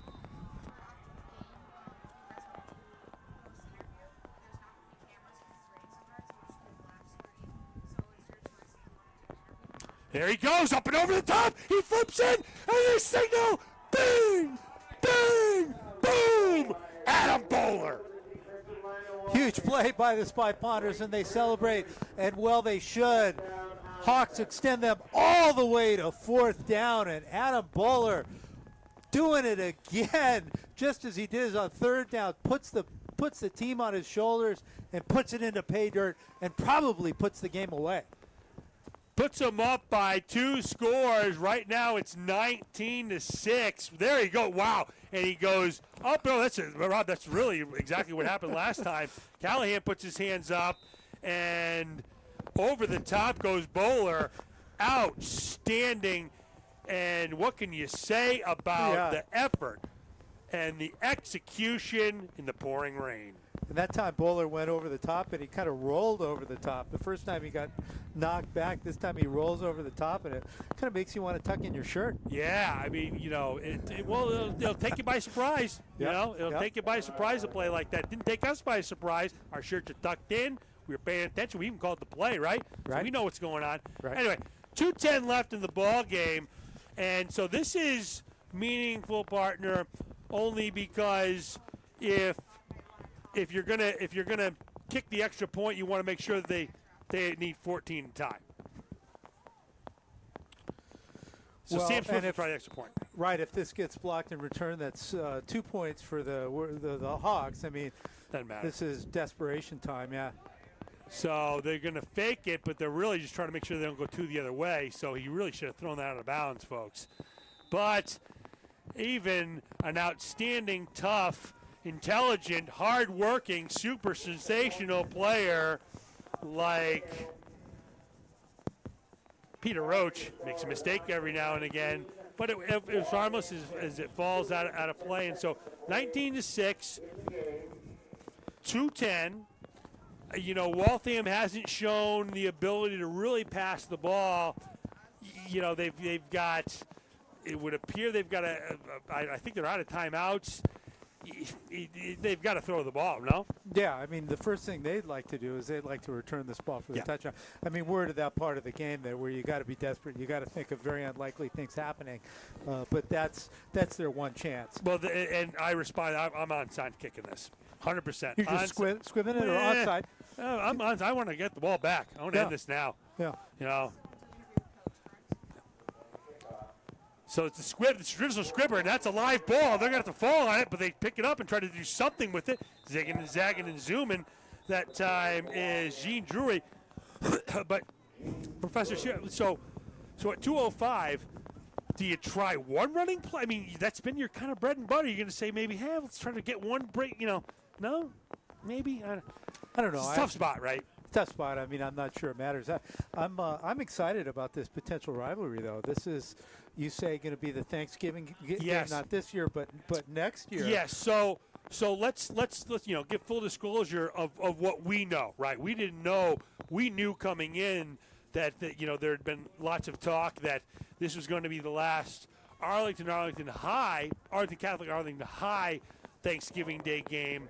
I'm not really sure what exactly happened there. Maybe we can talk about that at another time, but I'm not really educated on it. But we learned today at halftime when Arlington Athletic Director Stanley Vieira came in and was telling us about the wonderful things that were happening in the fall, that he let us know that next year, not this year, but next Thanksgiving, the Spy Partners are going to start a new tradition, and that's what Thanksgiving is all about, traditions, and new ones are still traditions. And they're going to start a new tradition, playing Thanksgiving Day games, football games with Waltham. Makes a lot of sense to me, and we're getting our first look at Waltham, and it looks like they're going to be able opponents. This has certainly been an exciting football game. Waltham's an old GBL team. They, for years, literally 35 years, their Thanksgiving opponent was Brockton, and so, one of the most famous high school football teams in the nation, and so this is a proud community of tradition, and it's going to make for a nice old GBL matchup. Spy Partners used to play Somerville, and so there's no more Brockton, there's no more Somerville, so we'll come play each other. Good. I'm trying to look to see if whether Anthony Davis will be back. He's a senior, so he won't be back for the Thanksgiving Day game. But, quarterback Kyle McCurry is a sophomore, and he will be playing in a Thanksgiving Day rivalry game here in not this season, but next. Yeah, well, and look out in 2 years, right? Yeah. Holy cow. Holy cow. This kid can play. This kid can play. So now he's going to step back. He does well when he's got time, and there it is again. It's a pitch and a catch, and a nice catch that time. It's intended and caught by Aramis Milkian. And, the Spy Partner teams, the clock's going to roll when they set it. So it's 1:38 now. It'll roll where you'll hear the whistle. There it is right there. You see the stripes winding. Okay. And now McKersey, when he gets time, he's tough. He's got time again. He throws it up for grabs. And it is. What are they saying? What are they saying? They're going to get. And they are. The Spy Partners come down with it. Who got that, Professor? Who got it? Was that Sam Swift? It's a beautiful no, it wasn't. catch. It was 16. It was Nueves. It was Nieves, and Nieves puts the icing on the cake. And a bing, and a bang, and a boom, boom, boom, boom, boom. And Nieves will be back he's a junior. He'll be back for the Thanksgiving Day game against Waltham. And he's had a couple of big plays in this game. He did the big tip to keep Waltham out of the end zone in at the end of the second quarter. And here he is with the interception. And, as you got to feel for McCurry a little bit. Rain, driving, everybody in the stadium knows you have to throw. Tough to perform, and he just kind of tossed one out there up for grabs. And so Adam Bowler will take this time to take a knee as the clock rolls. We're coming up on 1 minute. Rob, I really thought as the Spy Partners, guys, if we can get some shots of the Spy Partner bench and kind of the enthusiasm going on there, that would be awesome from our outstanding crack staff. Oh, it's raining now. So, but You know, Professor, I just thought that Nieves and Peter Roach on the defensive end, the way they were moving their bodies, the electricity, the effort behind it, the kind of message behind, and I thought that Peter Roach's close on a 14-yard run, I thought that was the difference. I really did. I thought that sent a message to everybody on the field. We're not going anywhere, guys. Well, Scott, we talk a lot about improvement and the desire to improve and improvement week to week. And, there's no unit on this football field that has improved more than the Spy Potters secondary over the course of the season. You know, they were a little bit vulnerable to the long pass earlier in the year. They gave up a lot of points in their first 3-4 games of the year, and now we're seeing that the secondary has really become a strength of this football team. Tonight, Waltham really couldn't get anything done through the year. You see 2 big interceptions, the big tip. Hats off to the secondary for a game well played. Hats off to the secondary, hats off to the Spy Potters, and especially hats off to the fans, us up in the booth, and anyone not named Max Cohen for sticking it out and being tough in this kind of weather and supporting the team. But seriously, thanks to Max Cohen. Wonderful job back in the booth. Our final score out here at Pierce Field is Spy Potters win their 4th game of the year. They improve to 4-6 on the year with a 19-6 win over the Waltham Hawks. Stay tuned as we transition on to the post-game show, where we're going to hope to hear from Coach Gendron and maybe even a couple of players. And Rob, as you see these players and the Spy Ponder and exuding celebration, congratulating each other and feeling the thrill of victory, we're reminded of what we've been talking about all year long, that the goal is always improvement. It certainly is, and they've won 3 out of their last 4. They're on a high. They've got to be feeling really, really good about themselves. And, coming into the season, there was a lot of excitement for this football team about what they could do. They've got the big senior quarterback. They've got a lot of skill positions, and the guys up front are poised for a big year. Got off to a little bit of a rough start, but they're rounding into form and coming into their own. And you know what? It feels good. It feels really good, and it really allows us to take a moment and really remember back after the Winchester game, where they suffered a lopsided defeat to Winchester. After the game, there was lots of talk of, this might be a disappointing season, that the other thing. I remember we said it, and I remember Coach Gendron said it specifically.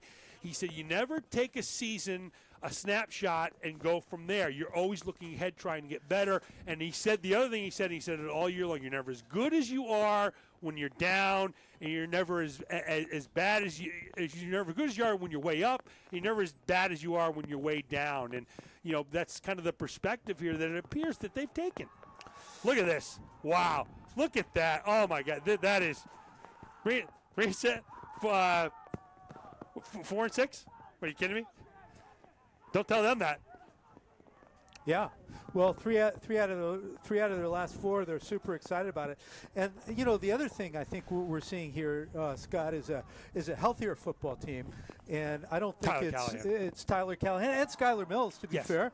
Big Skylar Mills, adding another big body like Skylar Mills, who's got some experience and some toughness into the mix. That shores up the interior on both sides of the ball. And then we saw what adding Peter Callahan does to their, not Peter Roach, Tyler Callahan does to their offensive attack. Gives them that extra dimension, extra speed, plays develop quicker, gives Bowler more options, makes him a more dangerous runner, all of that. So, I think the health of this football team coming down to the end of the year is a factor as well. It's no doubt a factor, and I think what it does is it allows, if you're pointing in the right direction and you are improving, that when you get the health, it's going to give you the boost that you're hoping for, that you're intending it to do, that everybody's earning their spots on the field, and that it's not a go through the motions type thing. This is a living and breathing entity of a team, and that's what you see, ebbs and flows, and right now we're seeing a flow. Yeah. Exactly, and normally you see a team will start healthy in the year and progressively lose players. Seldom do you see a team that's banged up earlier in the year and progressively add players. It's quite a luxury. And now we got 11 days, 12 days off before Thanksgiving, so they have some time to rest up, to further heal, and to look forward to the big rivalry game and the big Turkey Day. And right on cue, here's a wet and smiling Coach Gendron joining us on the Post Game Show. Hey, Scott. With Coach Gendron, welcome to the Post Game Show.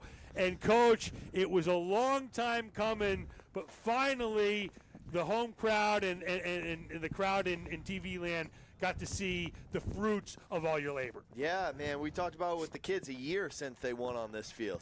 Wow. 365 days, it's been a long time. Right. And so they wanted it. They had to go out and take it. Waltham's a good, tough team. And, man, in some ways, an ugly high school football game. But, I think in some ways that's the beauty of high school football. It's not always perfect. It's not always clean. We work with these kids a couple hours a week, and sometimes it's a rainy, sloppy, ugly game. And I kind of love it. And so that was a fun one. Happy that these seniors, their last time under the lights, got to sing the fight song and have some success. We challenged them at halftime that, we had to look different, play different, act different in the second half, and they did. So, that was great. Super excited for Luis Nieves. He's back. He had to take some time away. And, man, that kid works hard. And he came out, and the first day back had some big plays. The O-line, they've had ups and downs this year, and they really took over on that long drive and punched it in at the end. I was talking with them at the goal line. What were you saying? Everyone in the place knew what play we were running, and I said, this is one of those moments that in 20 years you guys will sit around. Remember that time we were on the one and we ran 10-11 wedge twice in a row? And, I said, make sure we get in, and they did a great job. So, ugly, wet, gross, cold game, and I love every second of it. Right, exactly. Yeah. Coach, I want to, if you can, for a minute, because, we both have been talking all year in the broadcast and then with you post-game that – things can look very different if you said you're never as down as when you're down and up. Take us back to the Winchester game, which I would say was probably maybe a not so positive moment. Yeah. But tell us what it's been like since then. Well, I think that was a good wake up call for our guys. I think. Not to blame anyone, but I think a lot of them thought, I've been doing this for 3 years, varsity football. This is the payoff year.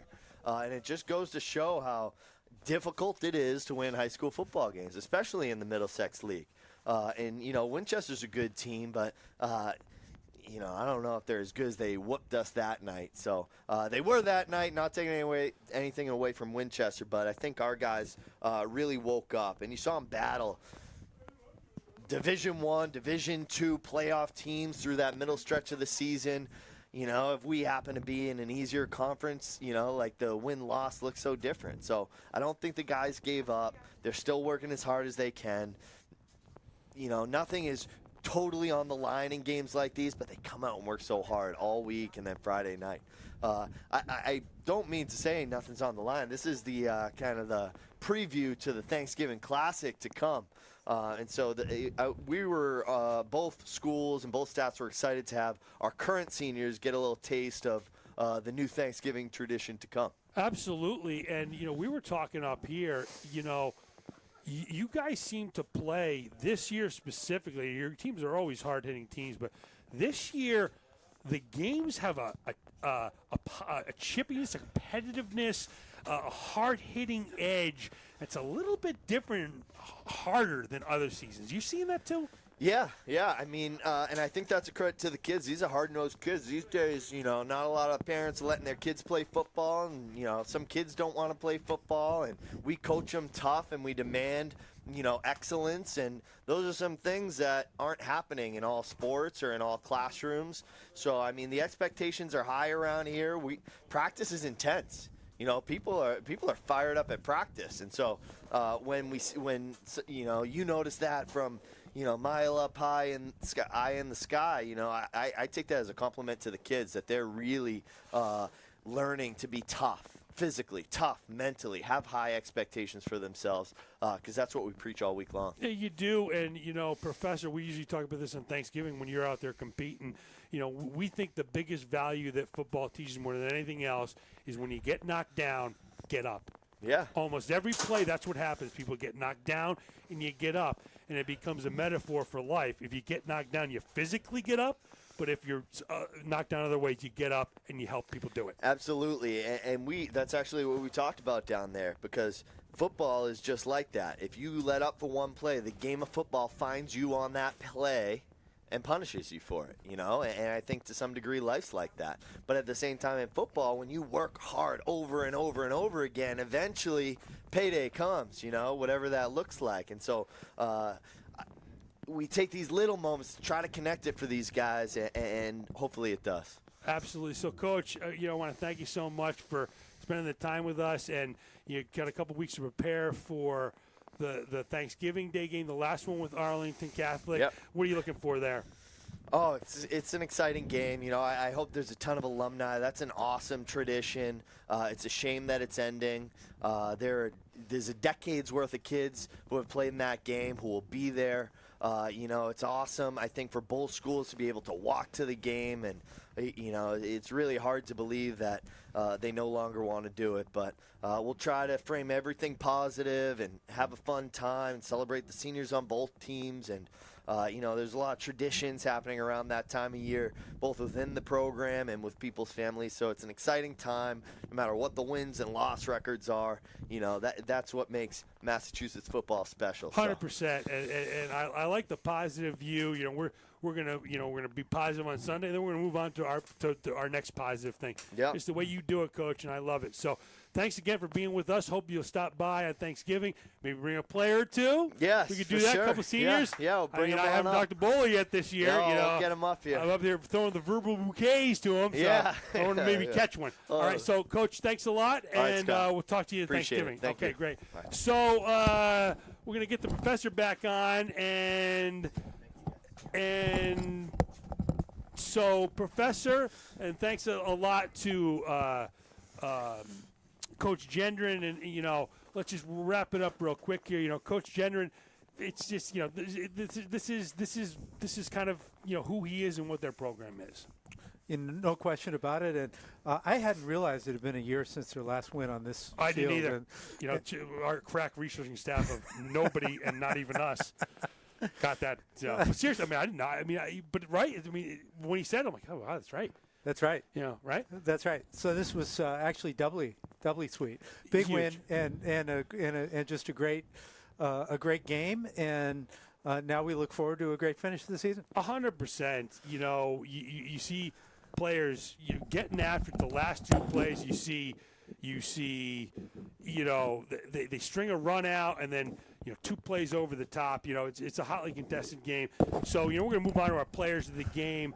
And, Professor, why don't you take two from one from each, and I'll take one from each. So let's do that. Okay. Well, if you're going to give me the first crack, I'm going to do it. Which team are you taking? Well, if we're going to do this, we're going bing for boom. All right. I'll give you the I'll give you two. I'll give you the USC guy. I'm going to give Peter Roach the game ball for Arlington. Peter Roach had 3 or 4 big catches, including some big catches early that got the Ponders off to a good start, and then his play on the defensive side of the ball was just stellar. We remarked over and over again, but he was just all over the field. And then when he wasn't all over the field, he was playing center field, intercepting the ball. Senior captain Peter Roach, player of the game. Absolutely. I thought his play, I thought it, quite frankly, was inspiring. And for myself, I have to really give David Lopes. I just thought he encompassed everything they're trying to do in the defensive backfield. He's been tough. Or am I going? What? Yeah. Right. You gave me, I'm sorry. We have cameras on us. You gave me a look like I was saying something that was. No, that's okay. Did Lopes get? You mean Nieves or Nieves? Nieves. Yeah. So we'll get it. Lopes and Nieves. Lopes made a couple of plays. Lopes plays early. I think he went out injured. Okay. Early. So let's we'll give him the Get Well award. So I'm sorry, folks. Hey, Lopes been great this year. Yeah, he has. He has been great. I mean, seriously, he really has. Yeah. But no, I was thinking Nieves, and Nieves was tough. Big interception at the end. Really that defensive backfield I thought was the difference in the game. Yeah, and for Waltham, let's say it together on the count of 3. 1, 2, 3. Anthony Davis. The brow. Right, the brow. Right, no, or the tailback from USC. Yeah, that's what you said. One or the other. One or the other. And I'm gonna go with the running back Gene Drewy. I thought there was a two-headed attack that was great. So we're going to wrap it up here at Pierce Field in Arlington. Our final score here tonight: Spy Ponders improved to 4-6 on the year with a 19-6 win over Waltham. We found out Waltham's going to be playing Arlington in future Thanksgiving Day games. But for this one, we will see you in 2 weeks when the Spy Ponders take on their crosstown rivals, the Arlington Catholic Cougars. For Max Cohen and Rob Anthony, my name's Scott Zwick, and I'm looking forward to seeing you Thanksgiving morning at 10 a.m. Bing, bang,